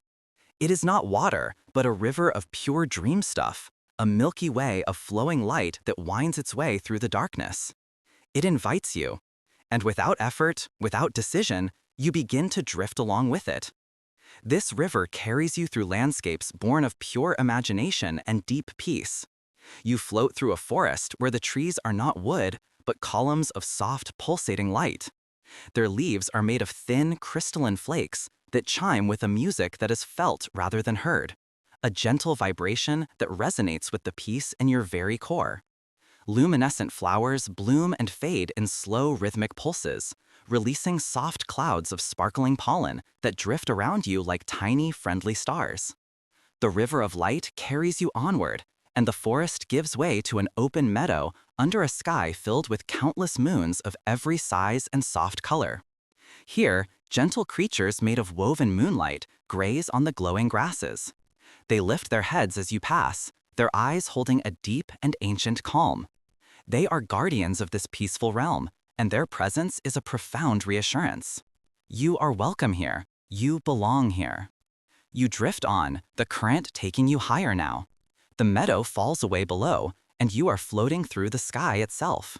You pass by the soft, glowing moons, so close you could almost reach out and touch their smooth, pearlescent surfaces. Great, slow-moving celestial beings, like whales made of stardust and nebulae, swim through the cosmic ocean around you, singing their deep, silent songs of creation and rest. They pay you no mind, for you are part of this landscape now, a fellow traveler in the grand, quiet symphony of the night. The storyteller's voice is almost completely gone now, just a feeling in the current, a gentle nudge on the river of dreams. It is no longer a guide, but simply a part of the peace that surrounds you. The story has done its work. It has carried you here, to the threshold of your own inner world, and now it releases you with a final, gentle blessing. This world is yours now. These colors, this music, this peace, they are all you. There is nothing left to guide. There is nothing left to say. The journey from here is your own. Let the river of light carry you wherever you need to go, to the memories that need healing, to the hopes that need nurturing, to the deep, quiet places where your soul can rest and renew itself. Trust the current, trust the quiet, trust the peace. It will hold you all night long. It will keep you safe until the dawn. The story is over. Your dream has just begun. Sleep now. Dream well. Deep, deep peace until the morning light. And so you drift, held in that perfect quiet. The current of light begins to slow, its purposeful flow softening into a gentle, meandering embrace. The grand cosmic ocean gives way to a sheltered haven, a celestial cove where the water of dreams comes to rest. Here, the river ends, not in a cascade or a delta, but by simply becoming still. It pools into a vast, placid lake of liquid starlight, its surface a flawless mirror reflecting the silent, watchful moons above. This is the pool of deepest slumber, the final destination. The air, if it is air at all, is warm and smells faintly of night-blooming jasmine and cool, clean stone.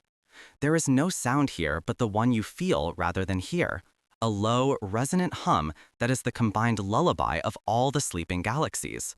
It is the sound of absolute peace, a vibration that travels through the starlight water and into the very core of your being, loosening every last knot of worry, every remnant of the waking world. The light that holds you is no longer a current, but a buoyant, silken support. It cradles you completely. You feel a profound sense of weightlessness, as if every burden you have ever carried, big or small, has simply dissolved into the luminous water. You are utterly held, completely safe. There is nothing for you to do, nowhere for you to be. You have arrived. Let your body understand this arrival. Feel the weight of your head as it rests, completely supported.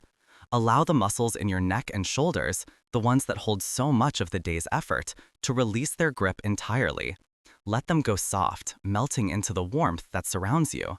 Feel this gentle release spread down your arms, through your wrists, and into your hands, until your fingers uncurl and float, free and light. Your back, which carries you through the world, can now rest. Feel it surrender its strength, allowing the pool of light to hold it, to smooth away every ache, to dissolve every point of tension. The light that holds you is no longer a current, but a buoyant, silken support. It cradles you completely. You feel a profound sense of weightlessness, as if every burden you have ever carried, big or small, has simply dissolved into the luminous water. You are utterly held, completely safe. There is nothing for you to do, nowhere for you to be. You have arrived. Let your body understand this arrival. Feel the weight of your head as it rests, completely supported.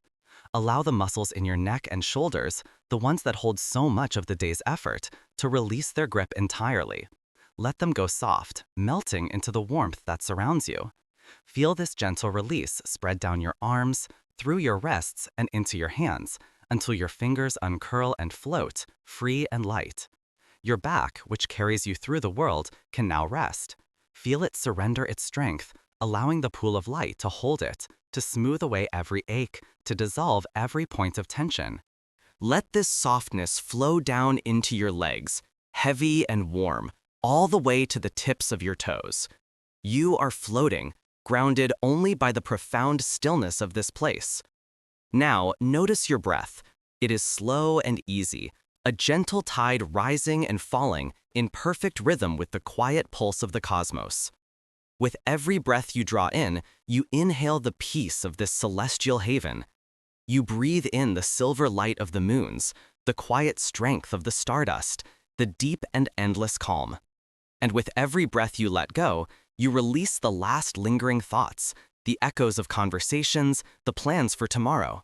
They drift away from you like wisps of smoke, dissolving into the vastness of the night, leaving only stillness behind.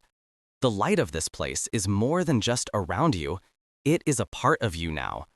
It seeps into your very cells, a gentle healing balm. It finds the tired corners of your mind and fills them with a soft, quiet glow. It finds the heavy places in your heart and makes them light, buoyant, and free. There is no room for anything but peace here. All is well. Everything is in its right place. And you are in your right place, resting at the very heart of tranquility. The great cosmic beings, those stardust whales, are far away now, just faint, shimmering outlines against the deep velvet of space. They are the silent guardians of your rest, their ancient presence a promise of safety. The many-colored moons pour their gentle light down upon you, a soft blanket of pearlescent colors weaving itself around you. You are covered and protected, tucked into the very fabric of the night. The stillness deepens. The hum of the universe softens to a whisper. Your thoughts are quiet clouds, drifting far, far away on a horizon you no longer need to see. There is only the feeling of being held, the feeling of gentle warmth, the feeling of letting go. Sinking now, not down, but deeper into this peace, deeper into the quiet, deeper into rest. The light holds you, the quiet fills you, the peace is you. Let it all go. Surrender to the stillness, surrender to the dream. Rest now, deeply, completely. Sleep. And now, in that gentle space between waking and dreaming, a soft river begins to flow. It is a river of liquid light, woven from the pearlescent glow of all the moons, shimmering with silver and rose and pale soft gold. You are floating upon it, weightless and free, cradled by its slow, warm current as it murmurs a song of pure tranquility. It carries you gently, without destination, onward into the deepest, softest heart of the night. The whisper of the universe is a lullaby now, a soft and timeless melody sung only for you. It harmonizes with the gentle rhythm of your own heart, a song of perfect peace that reassures you that you are safe, you are held, and all is well. There is nothing to do but float, nothing to think but rest. You feel yourself beginning to dissolve, just a little, at the edges, like sugar in warm water. You are not disappearing, but becoming one with this peaceful dream. Your form becomes light. Your thoughts become stillness. You are one with the river, one with the gentle lullaby of the stars. You are peace, you are light, you are rest. And the river carries you on, through nebula that sleep, toward the quiet dawn of your deepest dreams. Float on, drift now, deep, deep sleep. In the quietest corner of a world that had long forgotten how to listen, there was a silence that held a secret, a missing note in the symphony of existence, an echo of a melody no one remembered hearing. This was the silence that Elara sought, the silence she breathed like air. She worked as a restorer of forgotten things, a mender of the past, in a small, cluttered shop tucked away in an alley that the city's neon glare never quite managed to penetrate. The shop was called The Faded Page, and it smelled perpetually of old paper, dried ink, and the slow, patient decay of time itself. Elara's hands, though young, moved with the gentle certainty of a much older soul. They could coax a torn page back into a seamless hole, re-gild the faded letters on a leather-bound spine, and find the subtle fractures in porcelain that others missed. She loved the objects that came to her, not for their monetary value, but for the silent stories they held within their grain, their weave, their very substance. Each item was a vessel of memories, a testament to hands that had held it, eyes that had cherished it, and a world that had moved on without it. Yet, for all the histories she lovingly pieced back together, her own felt like a book with missing chapters, a quiet, unassuming narrative waiting for its central plot to begin. One rainy Tuesday, when the world outside was a gray watercolor wash of hurried footsteps and blurred headlights, a man as old and weathered as the city's cobblestones brought in a simple wooden box. He said little, only that it had been in his family for as long as anyone could remember, passed down with solemn whispers and a warning to never try to open it. "It holds a silence," the old man had rasped, his voice like the rustle of dry leaves. "A heavy one. Maybe you can lighten its load." He left it on her workbench, a small, unassuming cube of dark, indeterminate wood, and shuffled out into the rain before Elara could ask a single question. At first glance, the box was utterly unremarkable. It was about the size of a loaf of bread, its wood a deep, rich brown that seemed to drink the light from her workshop lamp. There were no hinges, no visible seam where a lid might meet its base, no keyhole. It was a perfect, solid cube, as if carved from a single, unyielding block. Elara ran her fingers over its surface, expecting the smoothness of polished wood, but was surprised by its texture. It was covered in a network of impossibly fine carved lines, a labyrinthine pattern that was more a texture than a design. It felt less like a man-made object and more like something that had grown, like the intricate bark of an ancient tree or the delicate fossilized patterns of a fern. For days, the box sat on her workbench, a silent, inscrutable guest. Elara would work on other projects, a 19th century atlas, a child's worn-out storybook, but her gaze would continually drift back to the box. It seemed to possess a strange gravity, pulling at her attention, her curiosity. The silence it held was not empty. It was, as the old man had said, heavy. It felt like a held breath, a pause in a piece of music that had lasted for centuries. She tried everything her considerable skill suggested. She examined it under magnification, searching for a hidden button or a pressure point. She tapped its surfaces, listening for the telltale hollowness that would indicate an internal mechanism. But the sound was always a dull, solid thud, as if it were filled with packed earth. She grew to know its surfaces intimately. She could trace the swirling patterns with her eyes closed, feeling the subtle dips and rises of the carvings beneath her fingertips. The pattern was not random. It was a chaotic yet deliberate-looking spiral of what looked like constellations. But they were no star charts she had ever seen. The stars were connected by flowing lines, like rivers of light weaving through a wooden cosmos. It was mesmerizing, and more than once she found she had lost an hour just tracing these celestial pathways, her mind growing quiet and still, the city's distant hum fading into nothingness. It was during one of these meditative traces, late one evening when the rain had returned to tap a gentle rhythm against the window pane, that she felt it. A subtle shift, not in the box itself, but in the air around it. A faint vibration, a hum so low it was felt more in the bones of her hand than heard with her ears. Her heart gave a gentle flutter. She stopped, holding her breath, but the vibration ceased. It was gone. Had she imagined it? She placed her palm flat against the top surface, closing her eyes, trying to recapture the sensation. She focused, not on opening the box, but on simply listening to it, on understanding its silent language. She began to think of the carvings not as a lock, but as a story, a map. What if it wasn't a mechanism of pressure and release, but one of sequence and intention? Her finger, guided by a sudden intuition, began to trace one of the star rivers again, but this time she did it with purpose.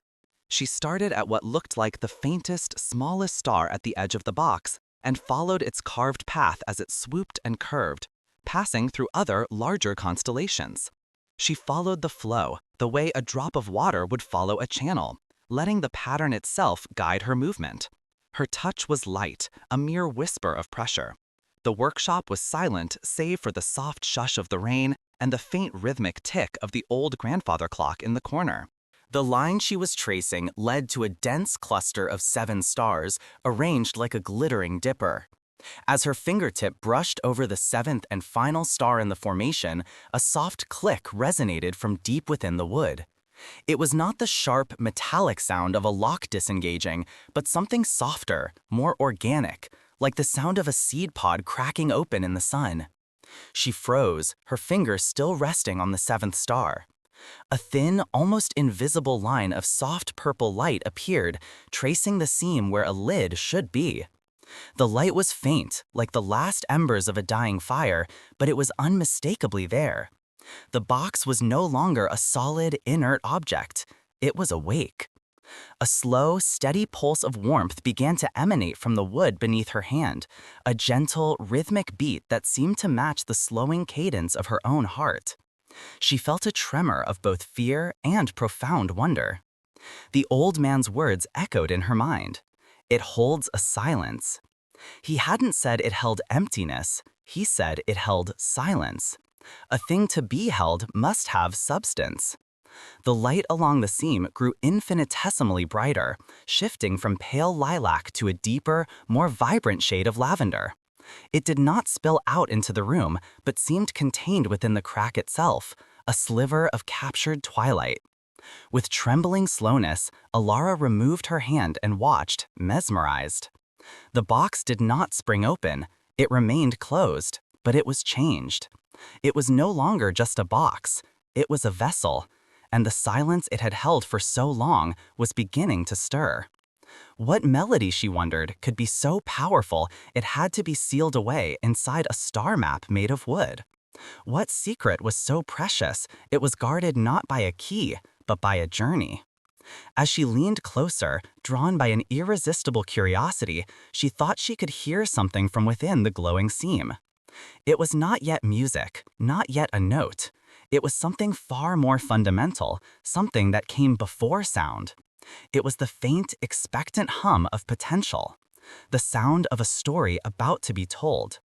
The hum was a physical thing now, a vibration that traveled not through the floorboards or the air of her small room, but through some other, more direct medium. It was in the marrow of her bones, a gentle thrumming that spoke of ancient, slumbering things.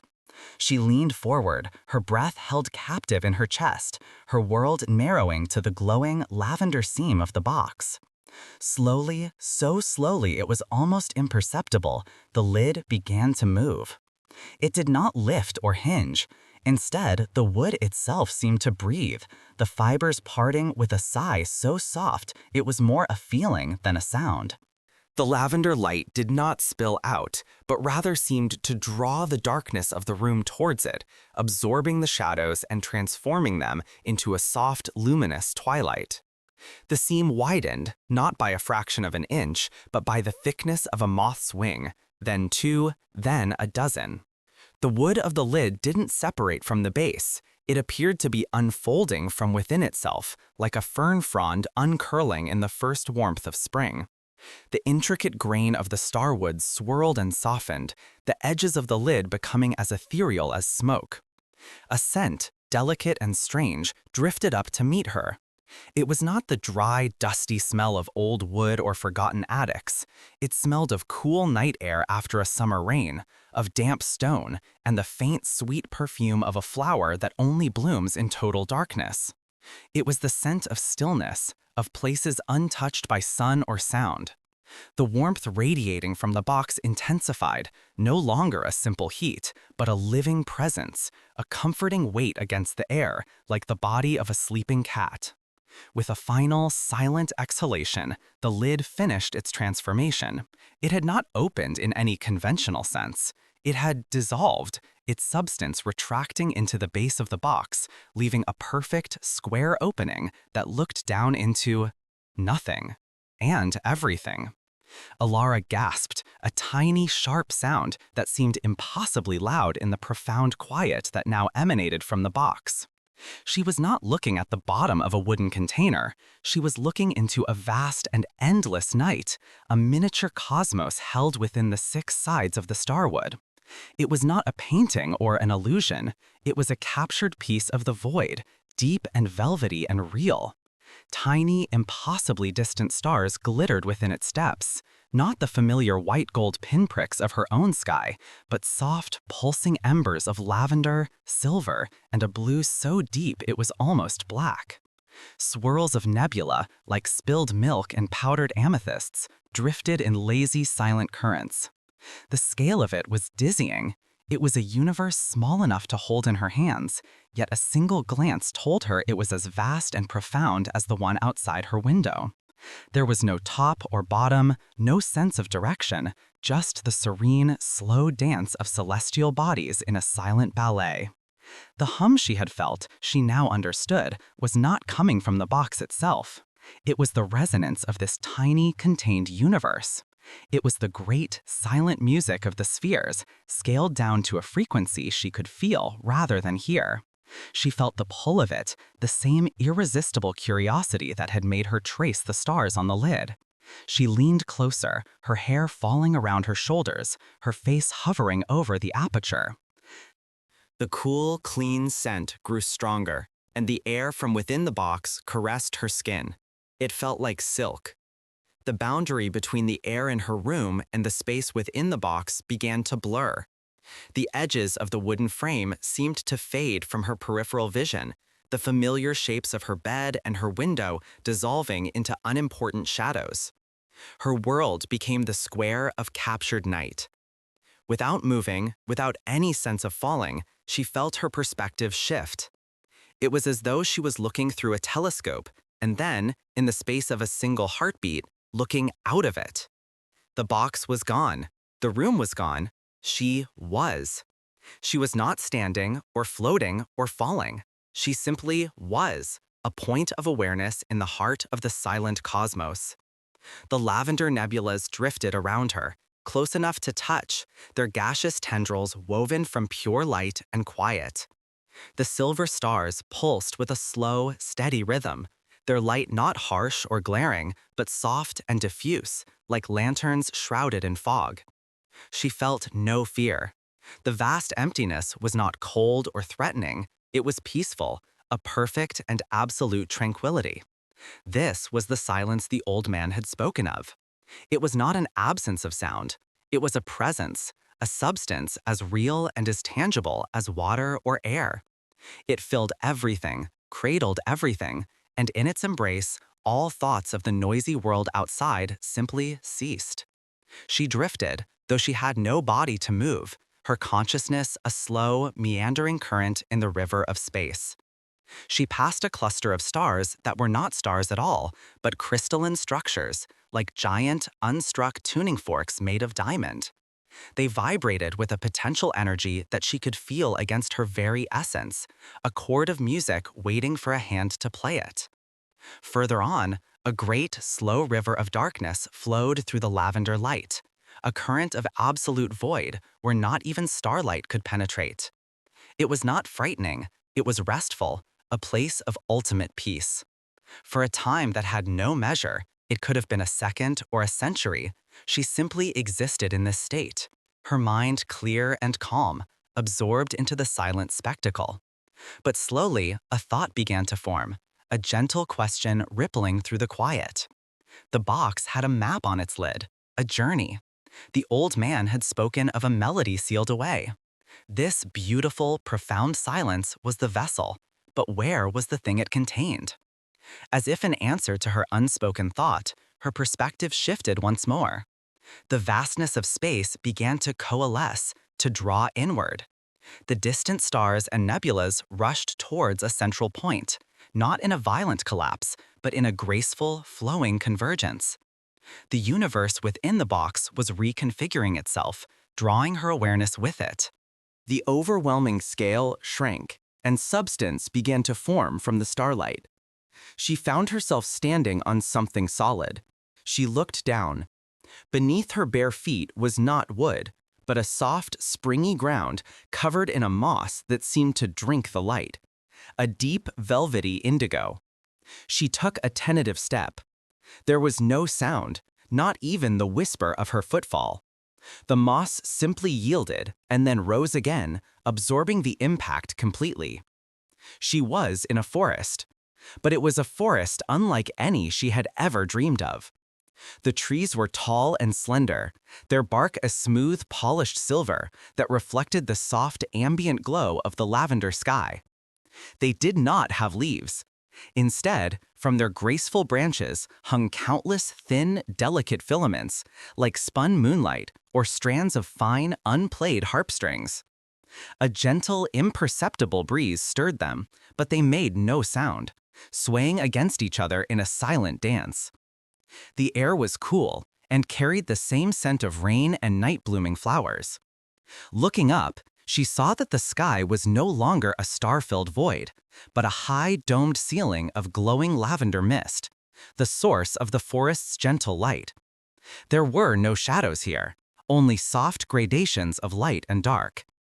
She began to walk, her steps making no impression on the silent world. The profound quiet was different here than it had been in the cosmic void. There, it had been the silence of emptiness. Here, it was the silence of anticipation. It was the held breath of a theater before the curtain rises, the pause in a piece of music that gives the next note its power. Every part of this landscape seemed to be waiting. She came to a clearing. In the center stood a single enormous tree, far larger than the others. Its bark was not silver, but a dark, rich wood that looked exactly like the starwood of the box. Its branches, heavy and ancient, spread out like a canopy over the entire clearing, and from them hung not filaments of light, but small closed buds of crystal and glass. Each one was a different shape. Some were teardrops, some were spheres, some were faceted like jewels. They pulsed with a soft internal light, each one a different muted color. They were like slumbering notes, hanging from the boughs of a silent orchestra. Drawn forward, Elara walked to the base of the great tree. Its trunk was wide enough that 3 people holding hands could not have encircled it. She reached out and placed her palm against the bark. It was warm, the same living warmth the box had possessed, and she could feel the faint, slow hum vibrating through the wood, a deep and steady rhythm like a sleeping giant's heart. This, she knew, was the heart of the silence. As her fingers traced the grain of the wood, her eyes were drawn to one of the crystalline buds hanging from a low branch just above her head. It was a perfect sphere, and inside, a soft, golden light pulsed gently. It looked so expectant, so full of potential. It seemed to be calling to her. Hesitantly, she reached up, her fingers trembling slightly. The air grew still, the silent swaying of the filaments on the surrounding trees seeming to pause. Her fingertip brushed against the smooth, cool surface of the glass bud. For a moment, nothing happened. Then, where her skin made contact, the golden light within the sphere brightened. It swirled, gathering intensity, and then a sound was born into the silent world. It was not loud. It was the single, most perfect note she had ever heard. It was as clear as spring water, as warm as summer sun, and it did not ring out so much as it unfurled, like a banner of pure sound into the quiet air. It did not echo. The sound-absorbing moss and the silent trees drank its resonance, so that it existed only in the moment of its creation, pure and unadorned. It hung in the air for 3 heartbeats, a perfect, golden moment of being, and then it faded, leaving behind an even deeper, more profound silence. But it was a changed silence. It was a silence that now held the memory of a note. Elara stared, her hand still outstretched, her heart pounding with a quiet, reverent awe. She had not broken the silence. She had woken it. As she watched, a tiny, shimmering mote of golden dust, the last remnant of the note, drifted down from the now dimmed glass sphere and settled on the indigo moss at her feet. Where it touched, the moss glowed for a second before fading. A rustle. A soft, whispering rustle. Elara turned. On the far side of the clearing, one of the silver trees, which had been perfectly still, now had its filaments of light swaying, and as they brushed against one another, they created the softest of sounds, like the turning of 1,000 tiny pages made of silk. It was a response, an answer. Her gaze was drawn to another bud on the great tree, this one a deep sapphire blue, shaped like a falling tear. Holding her breath, she reached for it. She brushed it with her finger, and this time she was ready. The blue light within flared, and a new note bloomed in the clearing. This one was deeper than the first, a low, resonant tone that spoke of melancholy and starlit oceans. It was mournful and beautiful, and it lingered for a moment before dissolving, leaving its own memory imprinted on the quiet. The silken rustling from the silver trees grew a fraction louder in response. And from somewhere deeper in the forest, another sound answered, a soft, rhythmic patter, like gentle rain on broad leaves, though there was no rain and no leaves to be seen. One by one, Elara began to move around the great tree, her curiosity now a gentle, creative force. She touched a bud of emerald green, and it released a note that was fresh and alive, full of the promise of new growth. She touched a fiery crimson one, and a note of passion and strength sang out for a brief, glorious moment. A pale lilac bud released a tone so delicate it was barely there, a whisper of a dream. With each note she released, the silent forest around her came more and more alive. The filaments on the trees began to chime, not with metallic noise, but with soft, harmonic hums that rose and fell in time with her actions. The strange pattering sound grew closer, resolving into a rhythmic, earthy beat. The very air, once so perfectly still, now seemed to shimmer with nascent melody. She was not breaking silence, she was composing with it. The silence was the canvas, the staff paper upon which the music could be written. The notes she released were not random.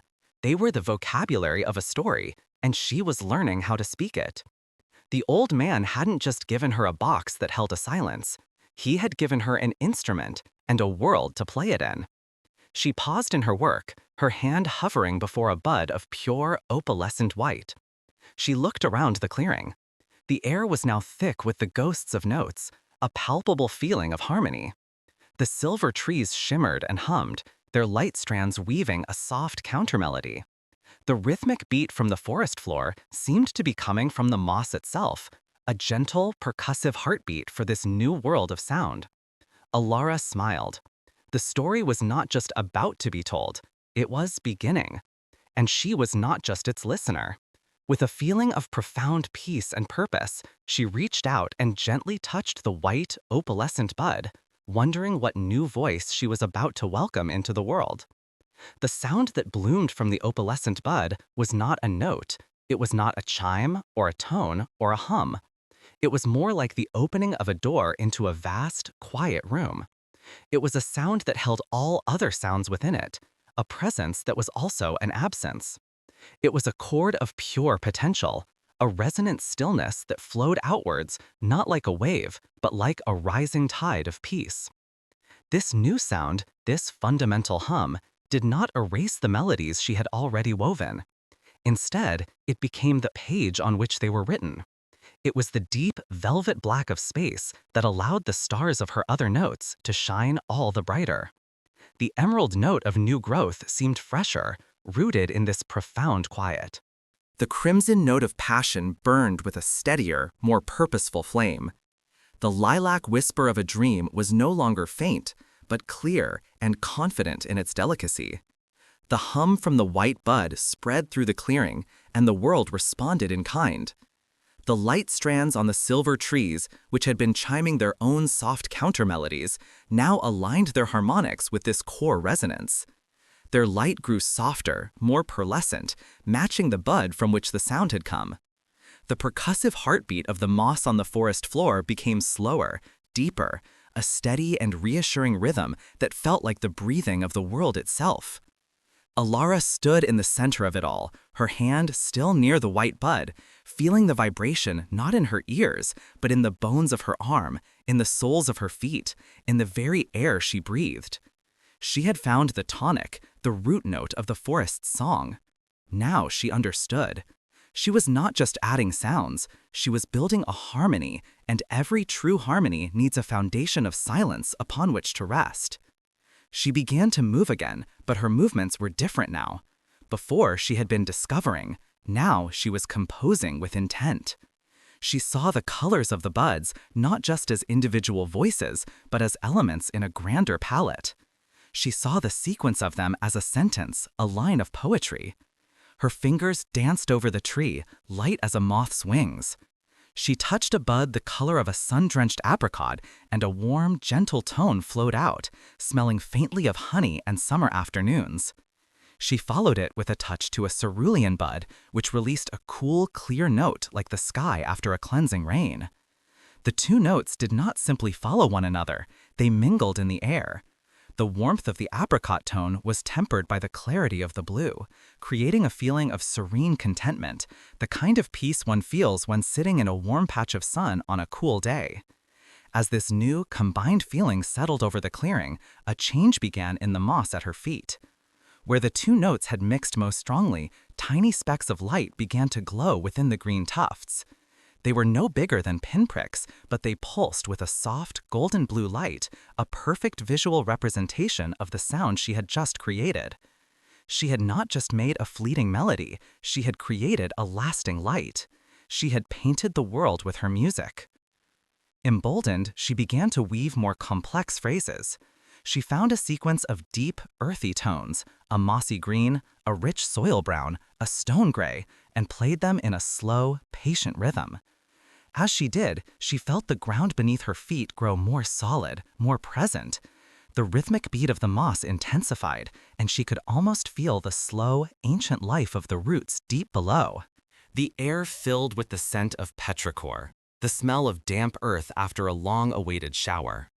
Then she tried a different kind of melody, one of pure light and air. She chose a pale lemon yellow, a silvery gray like a morning mist, and the opalescent white once more. The notes she released were high and ethereal, weaving through the branches of the silver trees like threads of silk.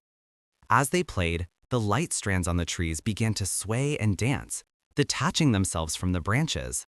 They floated freely in the air, swirling in gentle patterns that followed the contours of her melody. They were no longer just parts of the trees. They were a chorus, a visual orchestra responding to her direction. One of the light strands, shimmering with a particularly bright silvery lemon light, drifted down towards her. It circled her once, twice, the soft hum of its being a gentle echo of the notes she had just played. It was curious, not afraid. Elara slowly raised her hand, and the strand of light, like a playful, luminous serpent, coiled gently around her arm. It was not hot or cold. It felt like nothing more than a change in the quality of the air, a concentration of peace against her skin. It pulsed with a soft light in time with her own heartbeat. She was not just the composer, she was now part of the composition. She laughed, a sound she hadn't realized she was holding back. Her own laughter did not break the spell. Instead, the forest seemed to welcome it.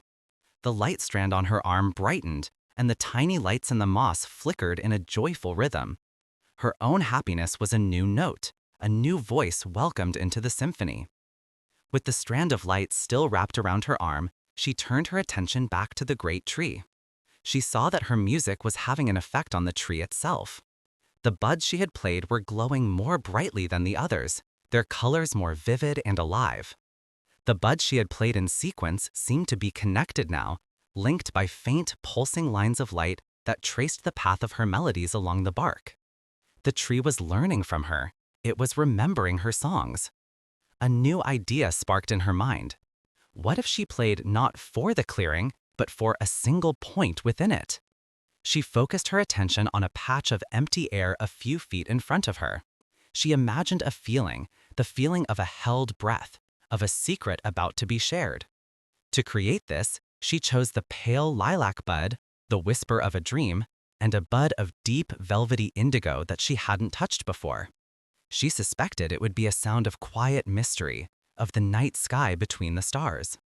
She touched the lilac first, releasing its delicate, questioning tone. Then, as it hung in the air, she gently touched the indigo. The sound that emerged from the indigo bud was as deep and soft as she had imagined. It was a sound that did not travel far, but instead seemed to absorb the light and sound around it, creating a small pool of profound silence and darkness. The lilac note, instead of being extinguished, was drawn into this little void, swirling around its edges like milk stirred into dark tea. And in the center of that swirling dance of sound and silence, something began to form. At first, it was just a shimmer, a distortion in the air. Then, the shimmer coalesced. Tiny motes of light, born from the lilac note, began to cling to the deep quiet of the indigo note. They spun together, faster and faster, until they formed a small, winged shape. A creature hovered in the air before her. It was a moth, but a moth made of dreams and twilight. Its wings were the color of the deepest indigo, and they did not seem to beat, but rather to ebb and flow, as if breathing. Upon these dark wings were patterns that shimmered with the pale, delicate lilac of the first note. As it hovered, a fine, sparkling dust drifted from its wings, each speck a faint, chiming echo of the melody that had given it life. It was a glimmer moth, a creature born of her music. Elara watched, breathless, as the moth circled the air in a slow, graceful dance. It seemed to be listening. She played another note, a soft, silvery one, and the moth's flight path changed, following the sound. It was responding to her. It was a part of her orchestra, a living instrument. Another idea, more playful this time, came to her. She began to create a simple, lilting melody, a nursery rhyme that had no words but was full of gentle ups and downs. She used the lilac, the silver, and a soft rose petal pink. As she played, more glimmer moths began to coalesce in the air around her. An indigo one born of dreams, a rosy one born of affection, a silvery one born of starlight. Soon, a small, silent cloud of them fluttered around her, their sparkling dust creating a shimmering, gently chiming aura in the clearing. They were not just a cloud, they were a community. They danced with each other, their flight paths weaving intricate patterns in the air. They seemed to be communicating through their movements and the faint echoes of their chimes. One of them, a small pink-winged moth, broke from the dance and drifted towards her. It landed with impossible lightness on her outstretched finger. It had no discernible weight. Its touch was merely a feeling of concentrated warmth and a faint sweet scent, like night-blooming jasmine. She looked at the tiny, perfect creature, its wings pulsing with a soft, rosy light. She had created it, not from clay or from wood, but from silence and sound and feeling. The story she was writing was not just in the air. It was taking on life, breath, and form. The glimmer moths danced around her for a long time, and she simply stood and watched, a quiet creator observing her creation. The light strand on her arm hummed in contentment. The lights in the moss pulsed in a steady, peaceful rhythm. The great symphony of the clearing was alive, and it was beautiful. Eventually, her gaze was drawn beyond the clearing. The music she had made, the resonant hum and the overlying melodies, did not stop at the edge of the silver trees. She could feel it flowing outwards, a gentle current of sound moving into the deeper, unknown parts of the silent forest. She felt a quiet pull, a curiosity to see what effect her music was having on the world beyond her immediate sight. She chose a new melody, a tune to guide her steps. It was a flowing, liquid sequence of notes. She used the cerulean bud of the clear sky, a deep teal of ocean depths, and a sparkling silver like sunlight on water. She played the notes in a cascading arpeggio, a sound like a gentle waterfall. As the melody filled the air, the ground before her began to change. The moss, which had been a uniform carpet of green, began to shimmer. A line of silver light traced a path away from the clearing, winding between the silent trees. Then, the ground along that line grew soft, and a channel began to form, as if an invisible finger were drawing a line in the damp earth. And then, from the base of the great tree itself, something began to flow. It was not water, but something that looked like it, a stream of pure, liquid starlight. It was cool and clear, and it did not gurgle or rush. Instead, it hummed with the exact melody she was playing. The stream flowed into the channel that had formed, creating a small musical river that wound its way out of the clearing and into the woods. She looked down at the river at her feet. It was a perfect mirror, but it did not reflect the trees or the sky above. It reflected the music. As the silver notes of her melody played, flashes of pure silver light would race down the current.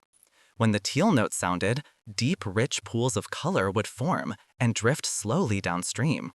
The river was a living record of her song. With the glimmer moths fluttering around her head like a crown of living jewels, and the light strand still coiled peacefully on her arm, Elara began to follow the river she had created. She walked alongside its humming banks, her bare feet sinking slightly into the soft, responsive moss. The silver trees of the clearing began to thin, and new kinds of plants appeared, plants that seemed to have been awakened by the passing of the musical water. There were tall, slender ferns that uncurled in slow motion as the river passed, their fronds glowing with a soft green light. There were broad-leafed plants whose leaves collected the liquid light of the river in shimmering, trembling pools. The further she went, the more the forest changed. The trees were no longer the shimmering silver ones. Here, they were ancient and dark, their bark like wrinkled velvet. But they were not dead or dormant. As the light from her humming river washed over their roots, lines of pale light would trace paths up their trunks, like rising sap. And from their highest branches, a single soft note would sound, a deep and resonant bass tone that joined the harmony of her river. She was waking the old ones, the slumbering giants of the wood. The river led her into a wide, shallow valley. The air here felt different, heavier, and more resonant. The mossy ground gave way to smooth, gray stones that covered the valley floor like a dry riverbed. The stones were all different sizes, from small pebbles to great smooth-faced boulders. Her river of light and sound did not falter. It flowed over and around the stones, and as it did, a new magic was revealed. Each time the humming water touched one of the stone would absorb the sound and the light. It would hold it for a moment and then release it, transformed. A high, clear note from the river would be absorbed by a large, flat stone and re-emerge as a deep, vibrating drone. A fast, playful arpeggio would be slowed down by a cluster of smaller pebbles, its notes echoing one by one, creating a beautiful, delayed harmony. The stones were not just obstacles, they were resonators. They were a new section of the orchestra, a choir of geological percussion. Elara stopped walking and knelt by the bank of her river. She dipped her hand into the cool, humming liquid. It felt like touching pure sound. She scooped some up. It did not run through her fingers like water, but pooled in her palm, a swirling galaxy of light and music. On an impulse, she gently splashed the liquid onto a nearby boulder, a great gray giant half buried in the earth. The stone drank in the liquid light. For a moment, nothing happened. Then, a low, powerful hum began to emanate from the very heart of the boulder. It was a sound so deep it was almost just a feeling, a vibration that traveled through the ground, up through her feet, and into her chest. The stone itself began to glow from within, its gray surface illuminated by a network of soft blue lines, like veins of captured lightning. She had found the stones of resonance. Fascinated, she moved to the great tree, which was still visible, a beacon of colored light at the heart of the forest. She touched the fiery crimson bud, the note of strength and passion. The sound sang out, traveling across the distance to the valley. It washed over the stones, and they responded. They did not play the note back as it was. They took its fire and gave it weight, transforming the bright, sharp trumpet call into the powerful, resounding beat of a great drum. The entire valley pulsed with a slow, mighty, crimson heartbeat. She was no longer just a musician playing a single instrument. She was a conductor. She had the melody from the tree, the harmonies from the light strands, the life of the glimmer moths, the flowing rhythm of the river, and now the deep, resonant bass of the stones. She spent a long time in the valley learning this new instrument. She discovered that each stone had its own voice. The small, smooth pebbles created high, bell-like echoes. The flat, wide stones produced sustained, meditative drones. The sharp, jagged rocks created short, percussive sounds, like a celestial woodblock. She could create whole symphonies just by choosing which stones her river would touch. She composed a song for the stones. It was a slow, majestic piece. She used the deep brown and gray notes from the great tree to lay a foundation. Then she sent the melody down her river, a simple, clear line of silver and white notes. The river carried the tune to the stones, and they picked it up, harmonizing, echoing, and adding their deep, earthy voices. The sound filled the valley, a sound of immense peace and ancient power. It was music that felt as old as the world itself, as if she had not created it, but had simply woken it from a long sleep. As she played, the glimmer moths settled on the glowing boulders, their delicate wings a stark and beautiful contrast to the massive, solid stone. The light strand on her arm glowed brightly, its hum a perfect fifth above the drone of the largest stone. Everything was connected. Every part of this world was an instrument, every living thing a note, and she was the one who was helping them all find their place in the song. As her song for the stones reached its gentle, fading conclusion, she noticed something at the far end of the valley. It was an area her music had not yet touched. The river of light seemed to flow around it, unwilling to enter. The resonant hum of the stones stopped abruptly at its border. It was a patch of complete and utter silence. It was not like the creative silence the old man had given her in the box. That silence had been a canvas full of potential. This was different. It was a flat, empty absence. The trees there were dark and brittle-looking. The ground was bare, not even a single stone lay upon it. No light, no sound, no life seemed to exist there. It was not a menacing place. It was just empty. A forgotten verse. A page left blank in the middle of the story. Her first instinct was to create a great, powerful chord, a wave of sound and light to wash over the emptiness and force it into life. But she paused. That felt wrong. The forest had taught her to listen, to be gentle. A loud noise would be a violation, not an invitation. This silence was not her enemy. It was just a different kind of quiet, one she did not yet understand. So instead of playing, she approached the edge of the silent patch. She sat down, crossing her legs on the mossy ground just where the music ended. She sent a feeling of gentle curiosity towards the emptiness. She did not ask it to change. She simply listened to it. She sat there for a long time, the colorful, vibrant world of her own creation at her back, and the deep, profound stillness before her. She closed her eyes and listened, not with her ears, but with her whole being. At first, she perceived nothing, just a void. But as she relaxed and let her own inner quiet merge with the quiet of the place, she began to notice subtle qualities. This silence was old, far older than the stones. It was a deep, sleepy silence, the silence of slumber, not of absence. It wasn't empty, it was dormant. It was waiting. Not for a loud command to wake it up, but for a soft whisper, a gentle hand on the shoulder. It needed a lullaby, not a fanfare. She knew what she had to do.